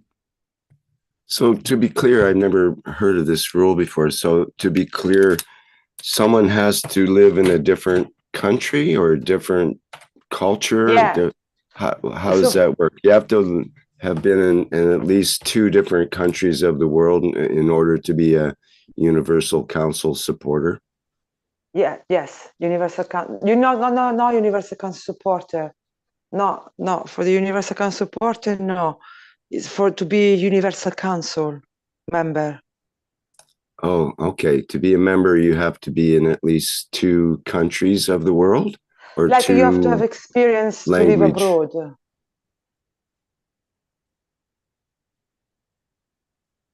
So you have to have lived. For example, I'm born in Italy, but I lived in England for many years. So, okay, so you have to have the experience. Someone in North America would have to move to Europe or something, or China. I think this was a requirement to be Universal Council, where you have to have lived in 2 different countries. So it doesn't mean you live all the time in there. You can have lived and come back to your original country. This what I remember to have read one of the requirement. Now you make me to doubt, but I'm 100%. I mean 90%. Well, I'm just saying that for someone, for example, that's an Aboriginal in one particular country, they wouldn't be able to be a Universal Council member unless they move to some other country or out of their culture. Yeah, I mean, this what I remember was one of the requirements. Maybe I'm mistaken, okay, but I'm 90% sure. I will look at it again, because I remember it was one of the requests. So is anyone here can confirm what I said? Hello? Yeah. Hello? Hi, Liz, go ahead. Thank you. I add little words. For example, I live in North America, but I represent Colombia because I born in Colombia. Of course, my national language is Spanish, but I don't know how many countries speak the natural language is Spanish, and it's possible all people represent each nation for each language, because it's very, very different cultures, emotions, all things about that community. And not important when you live in the other countries, but you know all your community. Thank you. Thank you so much. And re-invite for the more communities, start with Universal Council with member. Thank you so much.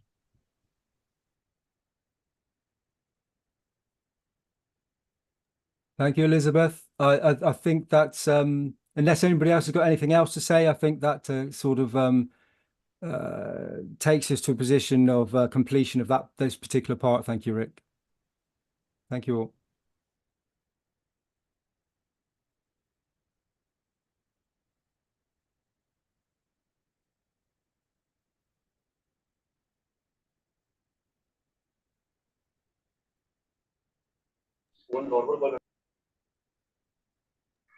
Thank you, Dean.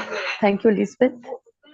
Thank you, Stefania, for this beautiful explanation. As we are all Universal Council, have to be in this beautiful, eternal unity. Always welcome to the Council. Thank you. Sweta, there is a video here. Maybe Eric can show it about the foundation for volunteer. If you like to show it as a brief video. Yes, yes, of course. Yeah. Thank you. Okay, this is the Keep Keshe Foundation Free for Humanity. Become a trial volunteer.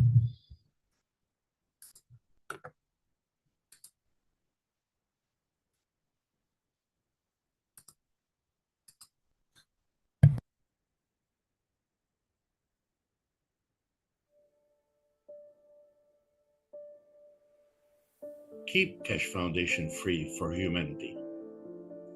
Become a trial volunteer. And Mr. Keshe is making every effort to keep Keshe Foundation free and independent, and out of control of the multinational corporations. Therefore, we need more knowledge seekers with certain health conditions to come forward and be part of the trials and test. It's different than volunteering for big corporations with huge budgets.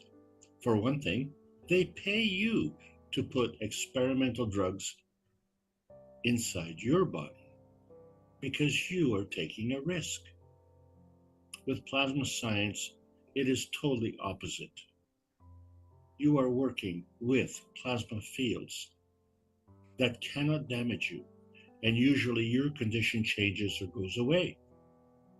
But you have to pay for it because it's an act of love to help bring the change to humanity. Please, if you can consider volunteering for these trials, not only do you benefit, but you bring benefit to others.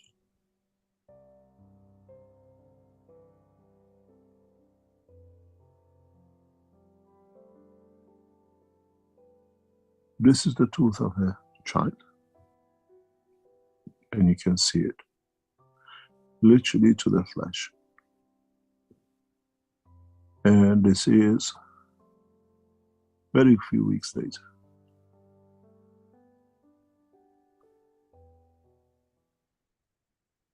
Where the tooth is literally recovering and growing.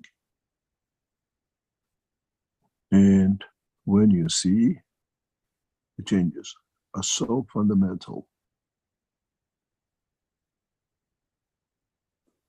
And this is what our doctors and dentists are achieving. This is a life of misery, pain, tooth extraction. And this is today, a few weeks later.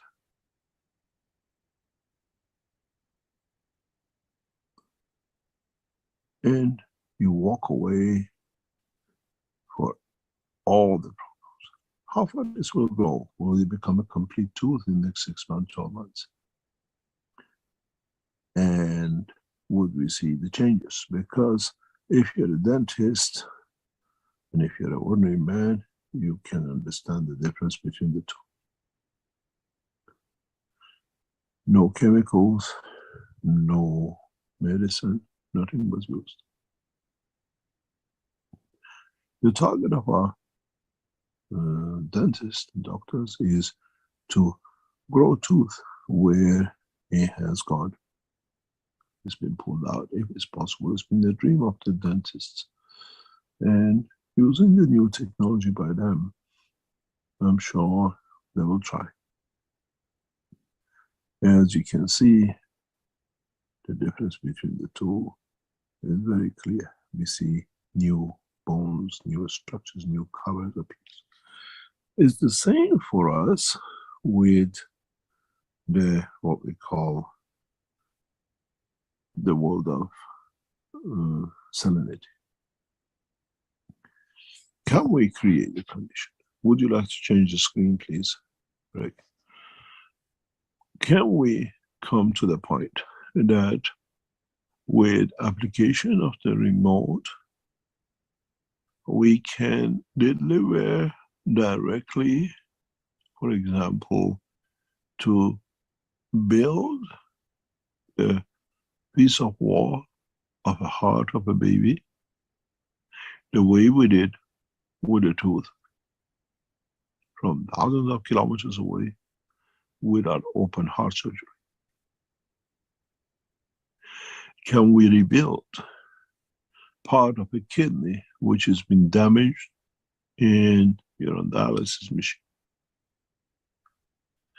Can our doctors, with a new technology, remove kidney stone without any intervention?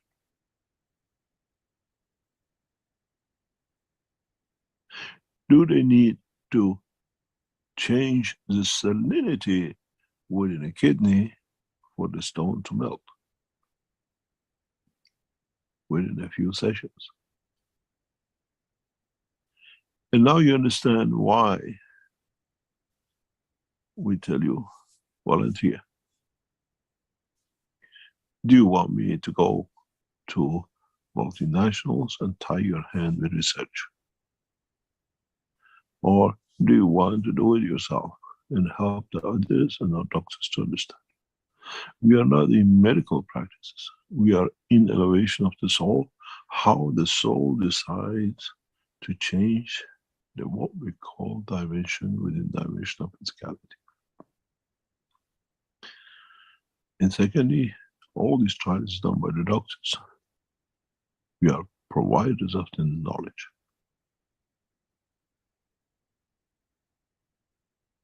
So, if you want to see if it works, if it can bring a new understanding for us, volunteer.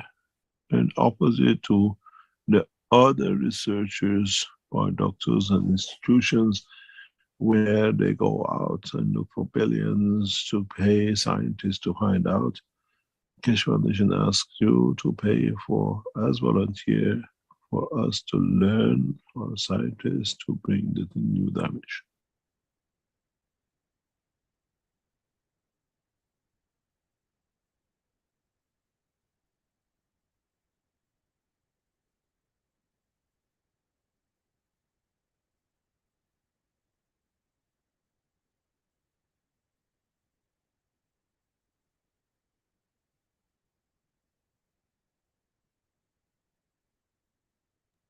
Thank you so much, my dear Rick, for the beautiful presentation. Thank you, Brazil, Team Brazil, beautiful souls. Thank you so much. Yes, keep Keshe Foundation free for humanity. It's the beauty you can do. Thank you. Now we can move to the next presentation.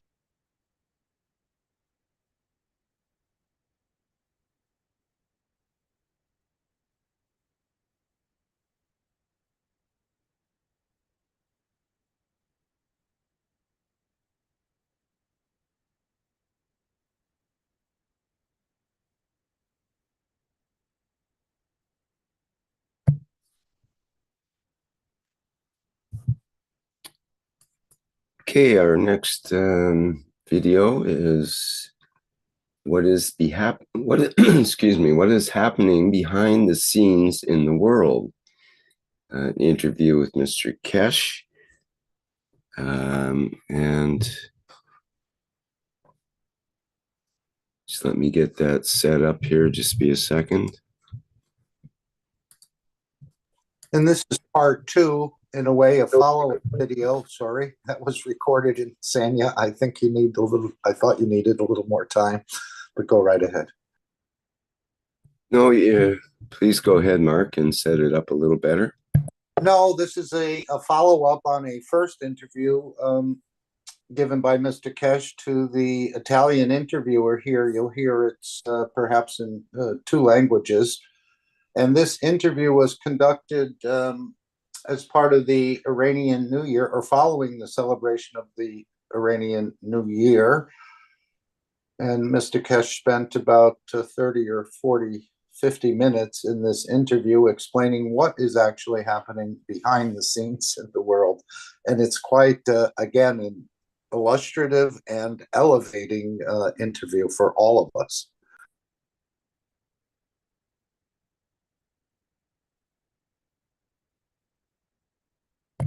Okay, let me play it here now. I'm starting at 14 minutes into it. Hopefully it's going to play correctly here. Okay. This changed. A proposito di questo, molti italiani si chiedono. Speaking of which, many Italians wonder why you chose China for this new step. You're Italian. Yes. Are you sure?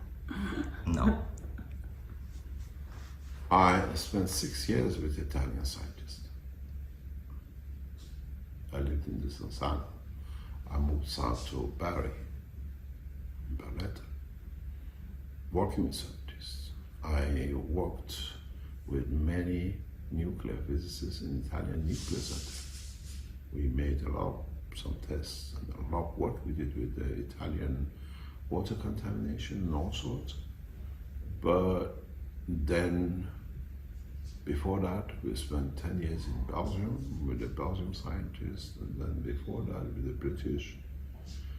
And at the same time, we didn't stop with the Italians or the British or whatever.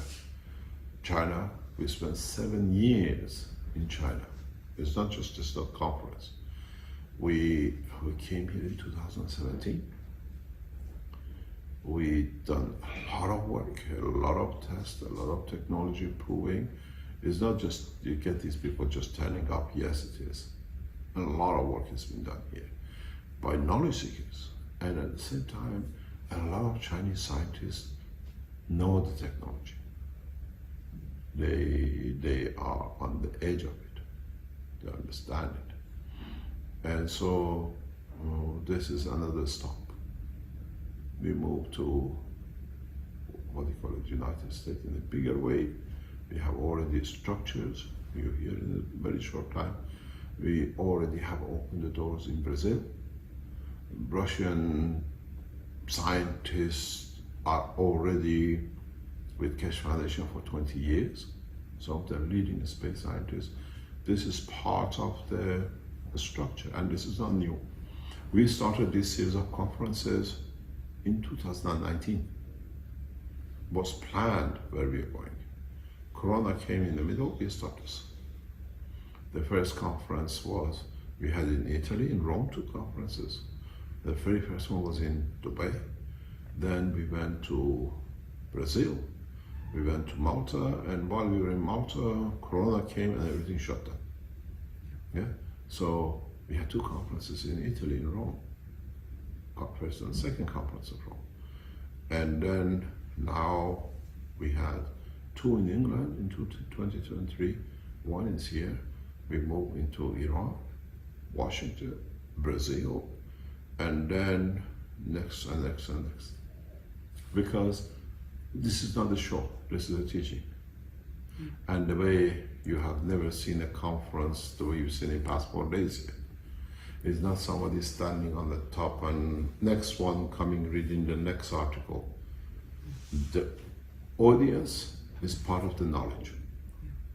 It's a very unusual. If you look at the Keshe Foundation conferences, I stand there as an interviewer like you. I put a little bit, they come out with it, they ask questions and they get feedback. I had one of the Chinese, what they call it, leaders here, said, we've never seen a conference like this. It's not organized. I said, it's not an organization. This is a family. Doesn't matter what color you wear. You're Chinese, you're Indian, you're Iranian. It's all, they all have the same knowledge. They have worked, they've done things, and now they want to see if there's anything they can do a little bit better. He said, this is the most strangest conference, but it's the way we learn. Every question is a knowledge. It's not there that I say so, I've done the research, I'm a professor, so and so.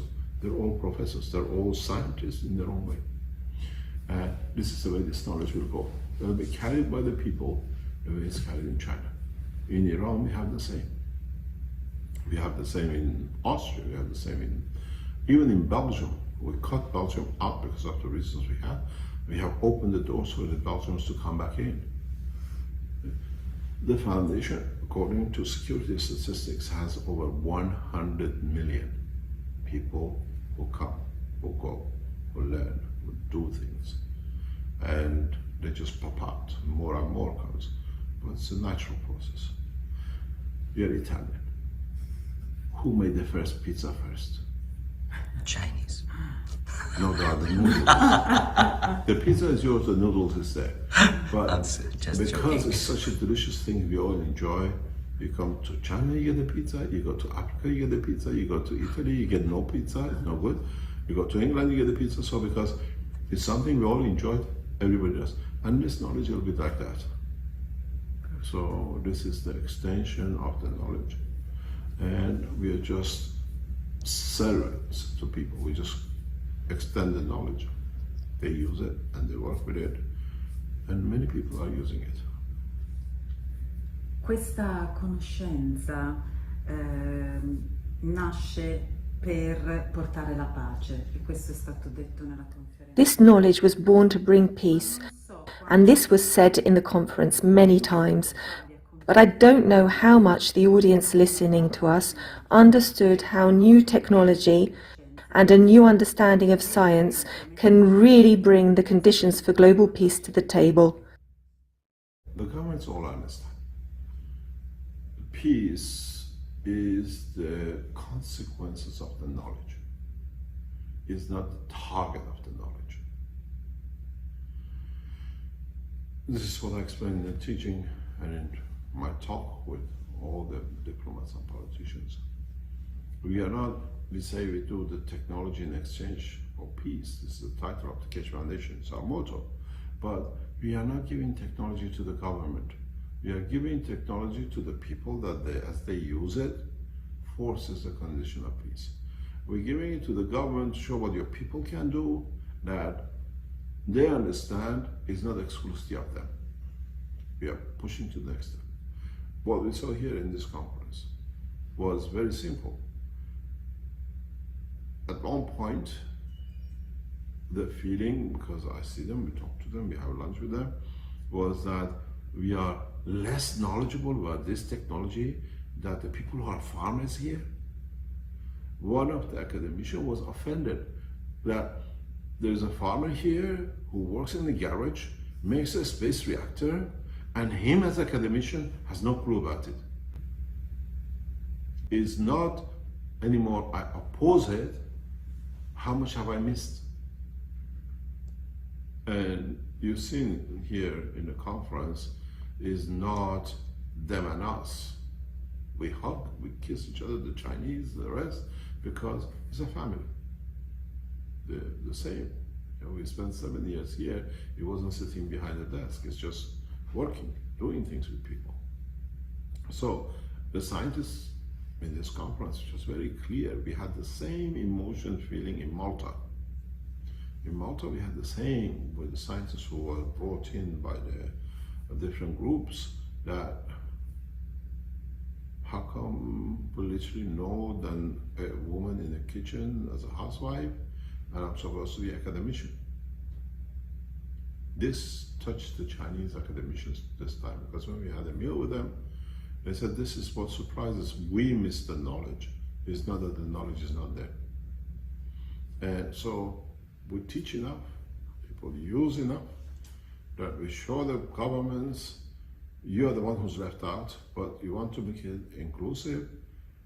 Condition is that when you can have a, what do you call it, gold as much as you like, and my little girl, age of 5-year-old, making the kitchen gold, so who's in power? Yeah? Oh, jeez. That pocket.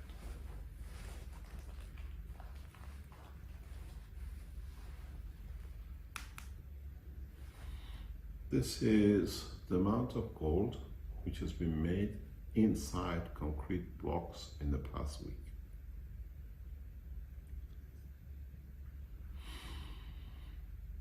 Now,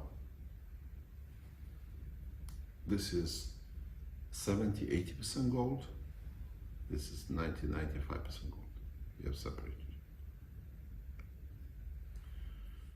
Which one is 90? 95 and 70. You see the gold. All right.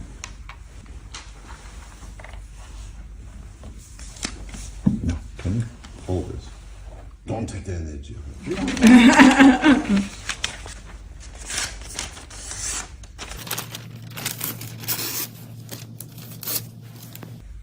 This is how gold as energy looks like.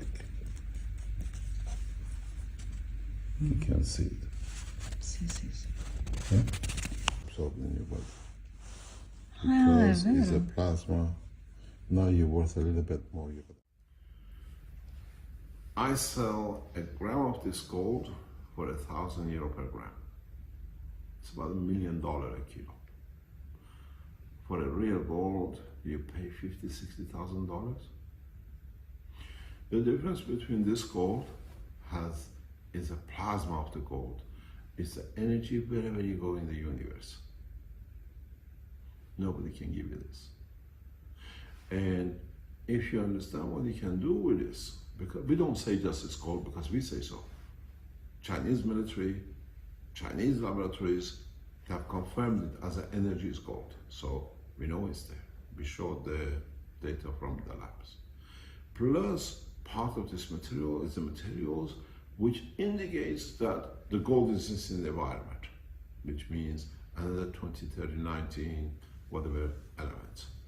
So if I get my system right, I can make a kilo of gold a day, which I don't need it as a matter. I can use it as energy to feed the whole nation with it. Would you like to buy a kilo of gold if I change it? You're a shopkeeper, you make a kilo last night in the kitchen. The housewife has made half a kilo in the kitchen. You know, as I said, you go to the shop, I have half, so I made 1 kilo myself, so it has no value. Yeah? You understand? Yes. So we're coming to that point.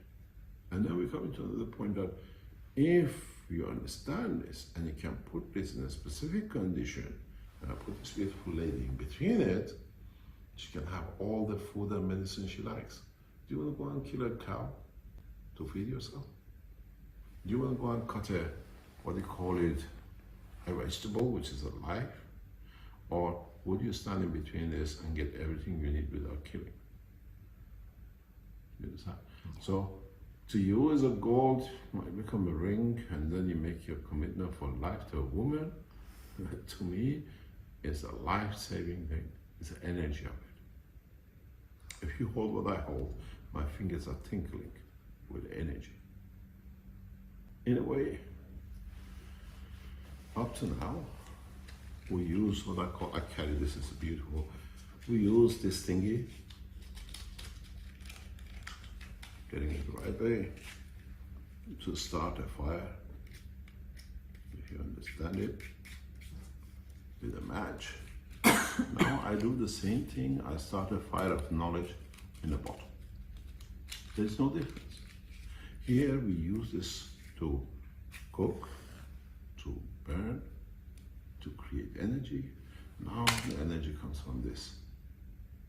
This can only burn something else, give energy to cook another animal, to whatever it does. This carries the energy that makes the animal. Why do you need to kill it? There's a difference. You understand? So this is where the new technology, the new science brings a change. And the thing is, we are going to space. How many matchboxes can I take, and how much wood I can take, and how much nuclear reactors I can take to space? I carry a few grams of this in my pocket. I have my food, I have my medicine, I have my energy, I have everything I need to survive. That's no difference. It's just the extension of knowledge. We learn how to start a fire, we cooked. Now we know how to use what created that fire. We don't need to cook, we don't need to kill. And the beauty of this is, it carries energies which satisfies the emotion of the man. hunger for power, to be a leader, to kill, to be a king, goes with it.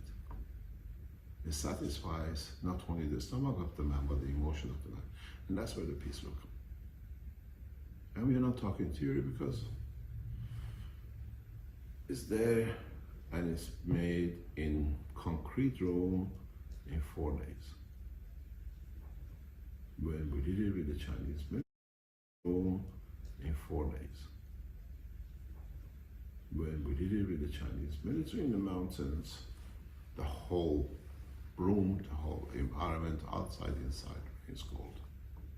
But this gold is not a gold you can eat and make a jewelry with it. You can do it. There's a face to it. You convert it or use it as an energy, and that's everything. I can make potato with this. I can make dough flour to make your pizza with it. I can add the same meat you want on the pizza. I can even make you that little red wine to go with it, knowing what to do. Because we've done it, it's not something that's going to happen. So it's the extension. You want to still use a match, or do you want to match it with what it is in it to get what you like? Proprio riguardo all'oro, about gold. I think Just regarding and we can show the rest of the video because it's a beautiful video, so much knowledge. We can again start the last moments of this video in the upcoming One Planet, One Race, as we have to understand it patiently, you know. Thank you, my dear Rick. Thank you so much for this beautiful interview. Thank you, Eleonora. Beautiful Eleonora. Thank you, my Masah Shriman Mehranji. Thank you. Can I say something brief about the Italian group? Very brief, because I know we are over time. Yes, thanks to Eleonora Fani that made this interview. I think in 6 days we grow over 1,000 more knowledge seekers, so they keep coming. Like Mr. Keshe said in this interview, the more knowledge you share with everyone, and then then the more we gain power in the sense that we become more independent. So we got a lot of knowledge seeker join the Italian language chat. I just want to thank you to everyone in the background helping with helping the Italian group of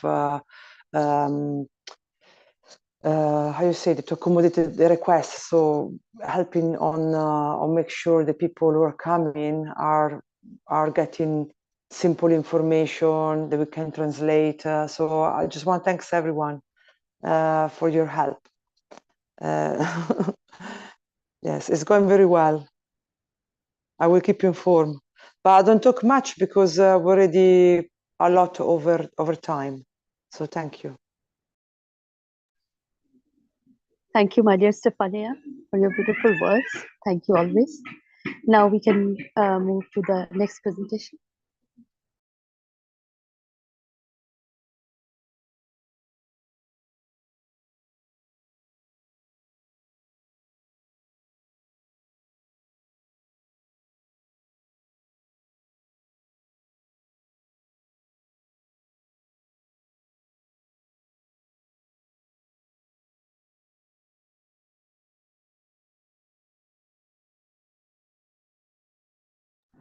Is the next presentation on transmutation, Shweta?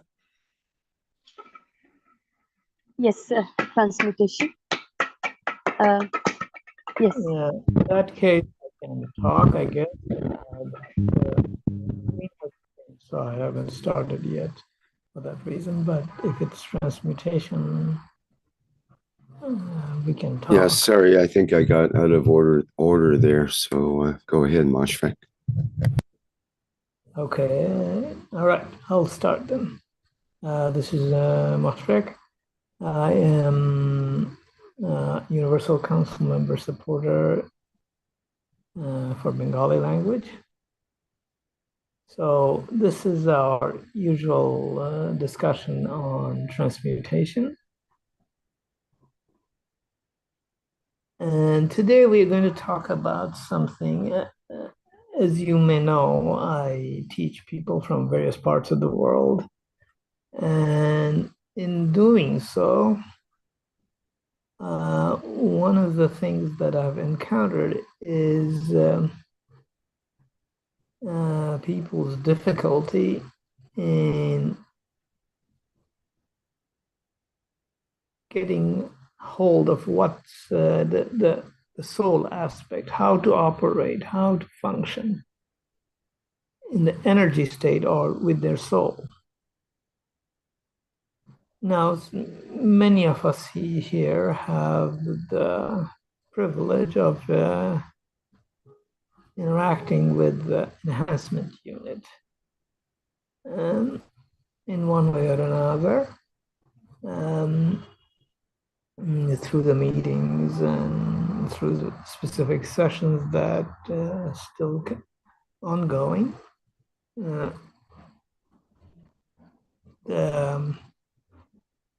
One of the things that's has become very marked in my experience is that the speed difference.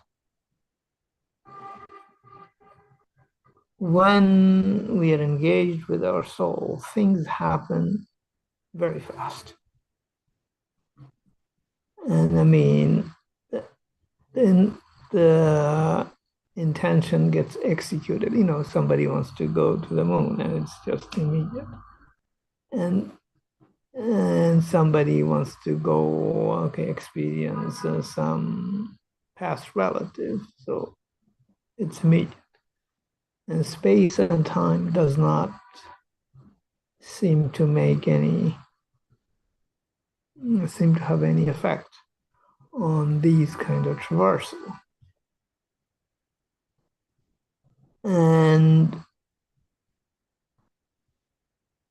so, and this is one of the reasons, even those who participated in sessions with enhancement units say, I don't feel anything, I don't see anything, nothing happens to me. The main difference between physical world and the world of solar energy is a stark difference in speed. The physical world is very, very slow. It's laborious and tediously so often, as we all have experienced living in this physical world. But that's quite different once we engage in the soul side. And if we know that people go into meditation to experience inner states and so forth. We have heard about this thing. The main reason we need to do meditation and similar techniques that have been available for ages is that our mind is usually occupied with extraneous material. When you have a massive information flow, if the mind is occupied in these distractions, we can barely function in the physical world with that kind of state. But in soul state, the information flow is tremendous, and you cannot function with a distracted mind because the information density, so to speak, is very high. And our engagement, our intention, and the way we participate in this has immediate effect. Immediate means, it doesn't take any time virtually. And for illustration purpose, I will take an example. I will give an example here. It takes about 8.5 minutes for the light to travel from planet Earth to the sun. And there might be spacecraft that can, in the matter state, which can conceivably go somewhere near it. And according to our present limited understanding, matter state, maximum possible matter state speed is the speed of light. So let's consider that we have a very fast spaceship and we want to go near the surface of the sun to explore how the sun feels a little. And that's our intention. We board the spacecraft and it takes 8.5 seconds at the minimum, and it could be conceivably a little more than that for a very fast matter state craft. But now if we imagine we want to be, if we think about we want to be at the surface of the sun, that doesn't take 8 minutes, 8.5 minutes to get there. It's a lot faster. So our thoughts that operates in the energy state is way beyond light speed. So in order to function in such an environment, our thinking process at least should be able to at least function a little faster. And I mean, there are ways of improving it, but at the beginning, we have to have sufficient sort of stability in our mind and engage at speed as much as possible. And in fact, we have gone through some tests of recognizing things on the other end, and we usually don't get all of it, but we get parts of it.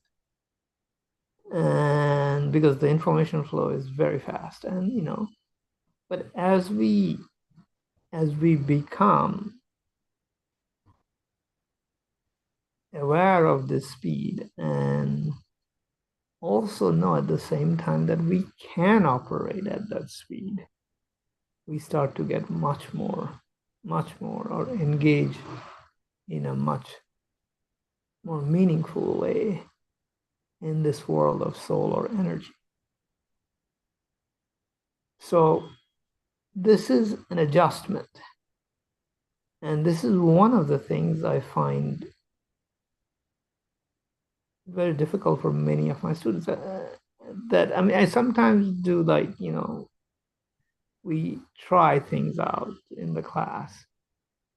And sometimes they would feel it, but their verbal abilities or even thinking in registration of that what they felt is not even there. But once I said, did you feel something new along this line? They said, yes, I did. And but they couldn't even verbalize or even enunciate it. So it's kind of like the feeling actually is functioning, but it's just barely there. So this is something very fascinating to me, is that it's like when we move from the physical world to the world of the soul and energy, there is a significant jump in speed. And it's not just one speed actually, but as we understand more, we'll know that we can go faster as our minds start to adapt to this new way of operating. So this is something for all of us to kind of explore and come to terms with. Not only are we able to perceive or operate faster, but we can even make it better as we do it. So, one of the experience along this line is that sometimes you get feedback and you know you got feedback, but in order to kind of like, once we are out of that energy zone and, you know, talking to someone or trying to think about what happened during our excursion to this world of energy and soul, it takes a bit of time to kind of like remember what went on. And so the information delivery or transfer can be very fast. And in addition to information, there is also energy delivery that happens that actually make changes to things. Some of these I've encountered in treating other people in health condition. And sometimes it's hard to imagine how fast it happens. And I mean, I know that it is going to happen very fast in certain instances. Even knowing that and then seeing it happen, you know, oh, this is something. So it's kind of like that kind of experience. So I mean, partly because we are new to this phenomenon, but it's real. And one of the challenging things as it relates to transmutation is that crossing this boundary between two speeds. When we transmute from physicality to energy dimension or energy dimension to physicality, either way, we have to take into account this speed difference. And how do we, I mean, going from energy state to physicality, how do we slow down? There is a transition that happens. How do we slow down our speed from this to that? And in converting physicality into energy state, similarly, how do we speed up this slow-moving physicality into an energy state?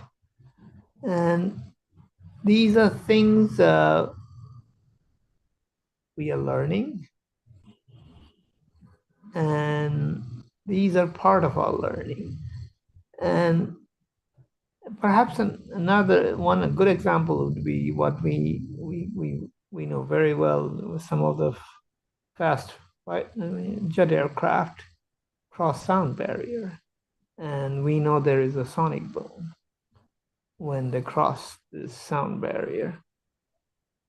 Is there such a thing when we cross this energy barrier? Mr. Keshe has hinted existence of something like that, but this is something for us to explore, us to understand in transiting from one side to another. How do we feel it? And interestingly, one of the things to note is that our soul of physicality is kind of like sitting there right at the threshold between the physicality and the energy state.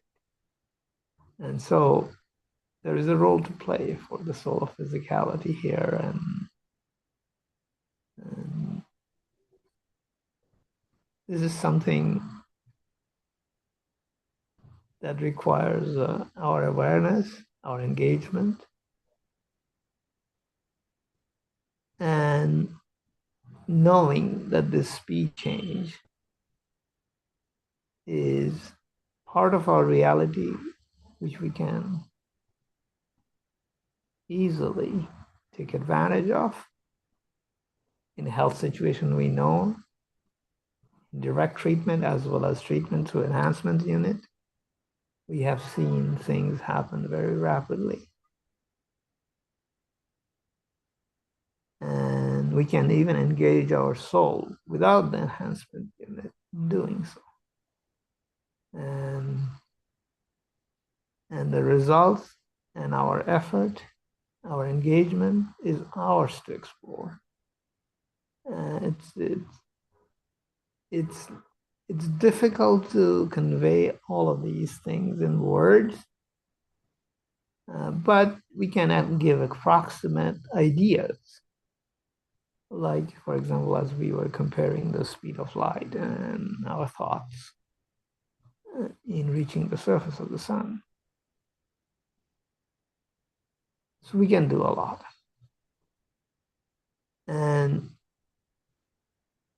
this is a learning process. Of course, you know, those who don't feel anything, perhaps for them this might be a clue that, well, maybe we should try to calm our mind down a bit and engage to receive and transmit at a much faster pace. How fast? Well, we have all heard about zero time. If that's the case, essentially there is infinite transfer that's possible, and which is hard to conceive, but is it a reality? Well, if zero time is the reality, why not infinite information transfer? Something to think about, something to explore. Thank you very much. Thank you so much, my dear Moshfik, for your beautiful words. Always. Thank you so, so much. And I will add, there is no dead end. There is no death.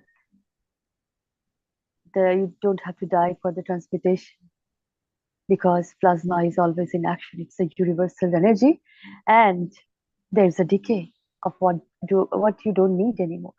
That's all. Thank you, my dear Moshfik. Thank you very, very much. Thank you for being here always. And now we can move to the next presentation, that is needs and wishes of the community. And I welcome all souls.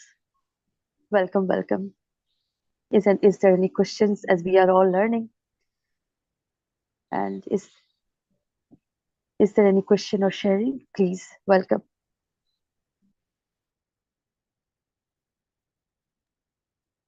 Hi, Shweta, it's Dean here. So I'd like to bring a question for the needs and wishes. I'd like to talk about plasma energy.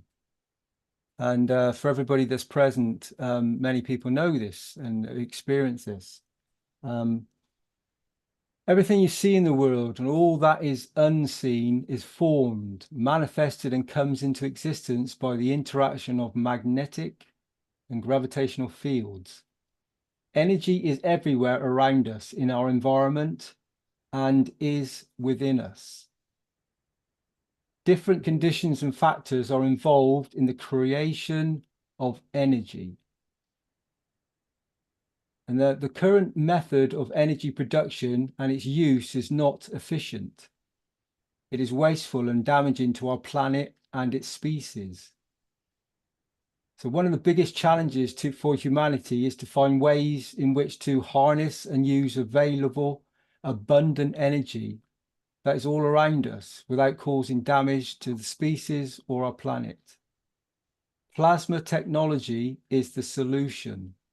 It will guide humanity to rediscover the natural order of universal energy exchange that leads to process and implementation of universal knowledge on proper, sustainable, non-damaging energy management. So the more energy you get from plasma, energy is not lost at all. It is converted at the point of conversion by the load. So what does that mean? So you receive an energy, there's an abundance of energy that's present, whether that energy is a wish, being present in the moment, or something that you need to bring forward or that you need to express. And that energy is formed.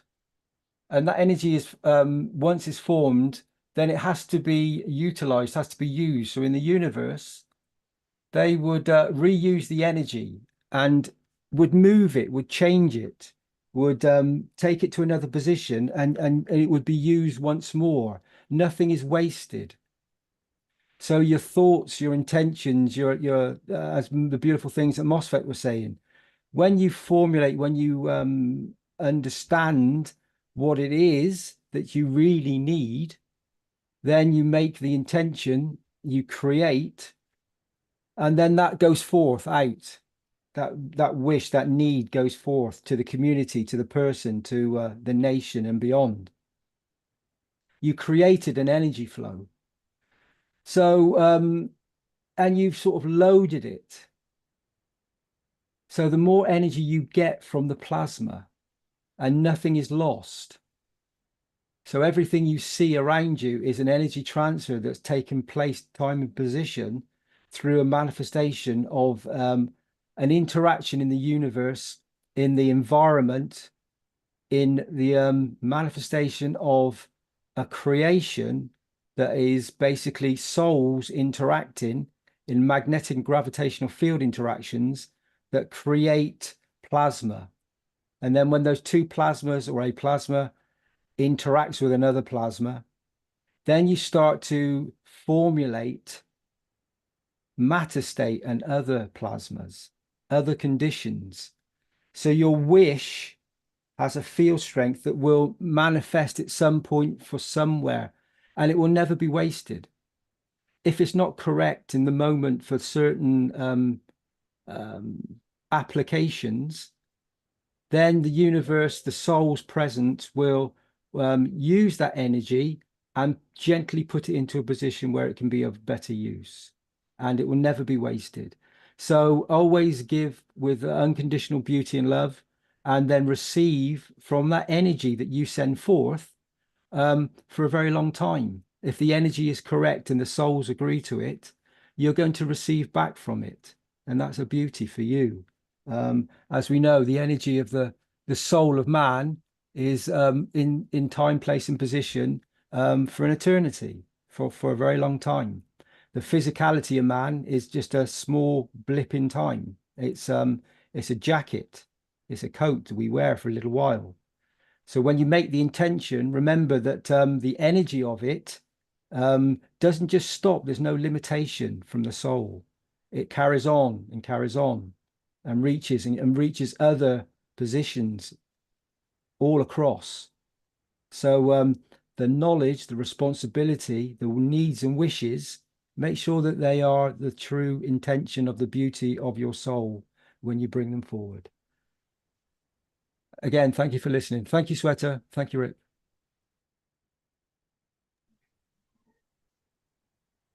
Thank you, my dear Dee. Thank you so much for your beautiful words. And any question or any wishes or anything from beautiful souls, my dear Rick?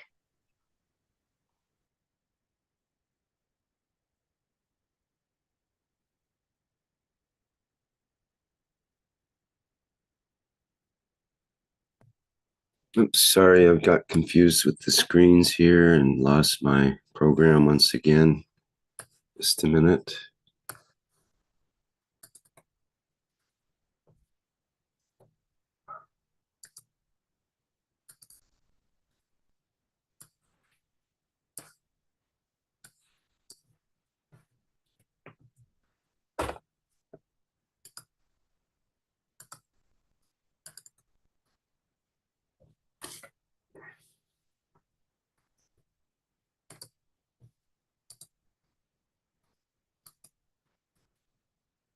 Okay, back again.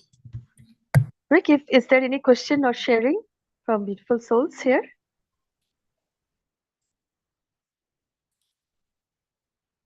I don't see anything in our chats. Is there anybody in the attendees that have anything they would like to say?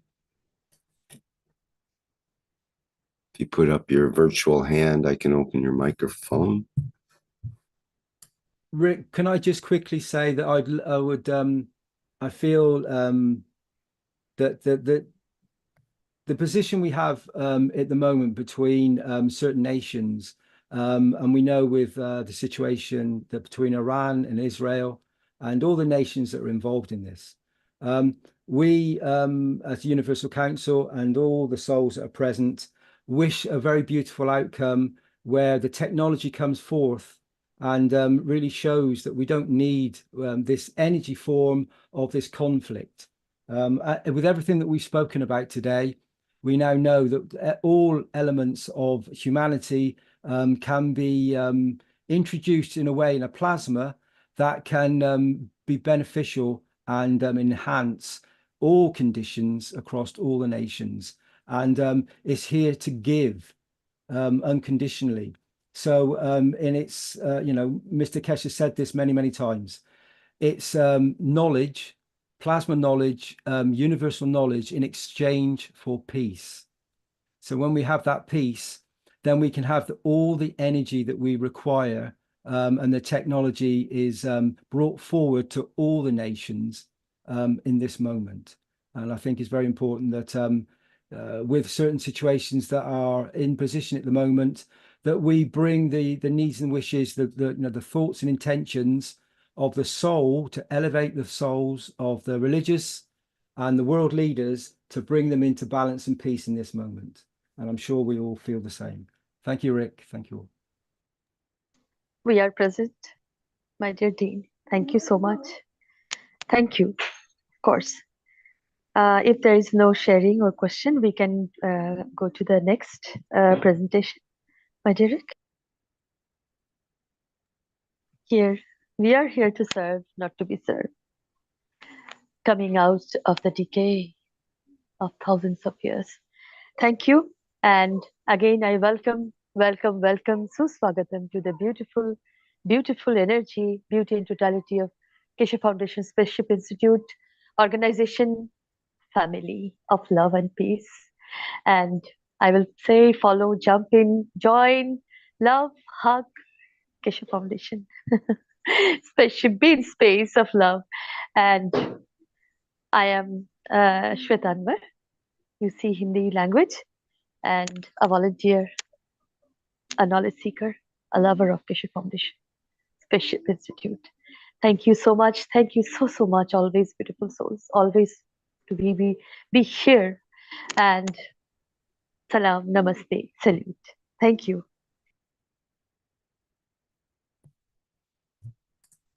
Great. Thank you, Sweta. And of course, thanks once again to all the members of the Universal Council for being here for today's show, and Universal Council support members as well.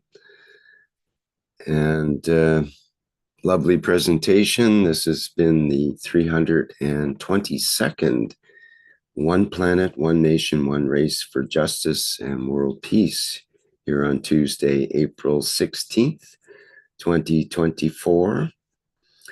Our next public teaching workshop is the Keshe Plasma Reactor Group, which will be tomorrow, Wednesday, April 17th, starting at the 7 a.m. Central European Time, which is the same as 10 p.m. Today, Tuesday, April 16th in Pacific Time. And that's for newcomers and old-timers of the plasma technology. And if you have something of a practical nature that you'd like to present or have questions, that is a good avenue to do that.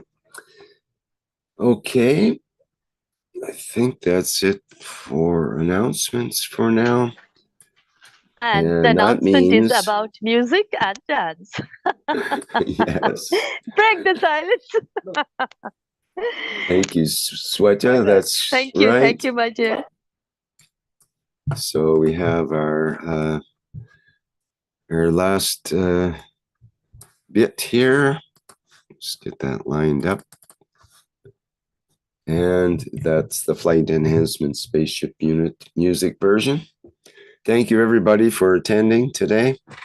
And we'll see you in the next public teaching workshop. Bye for now. Oh, thanks to Mark for co-hosting, and also Jedi Simon for our background image for today. Okay, bye-bye.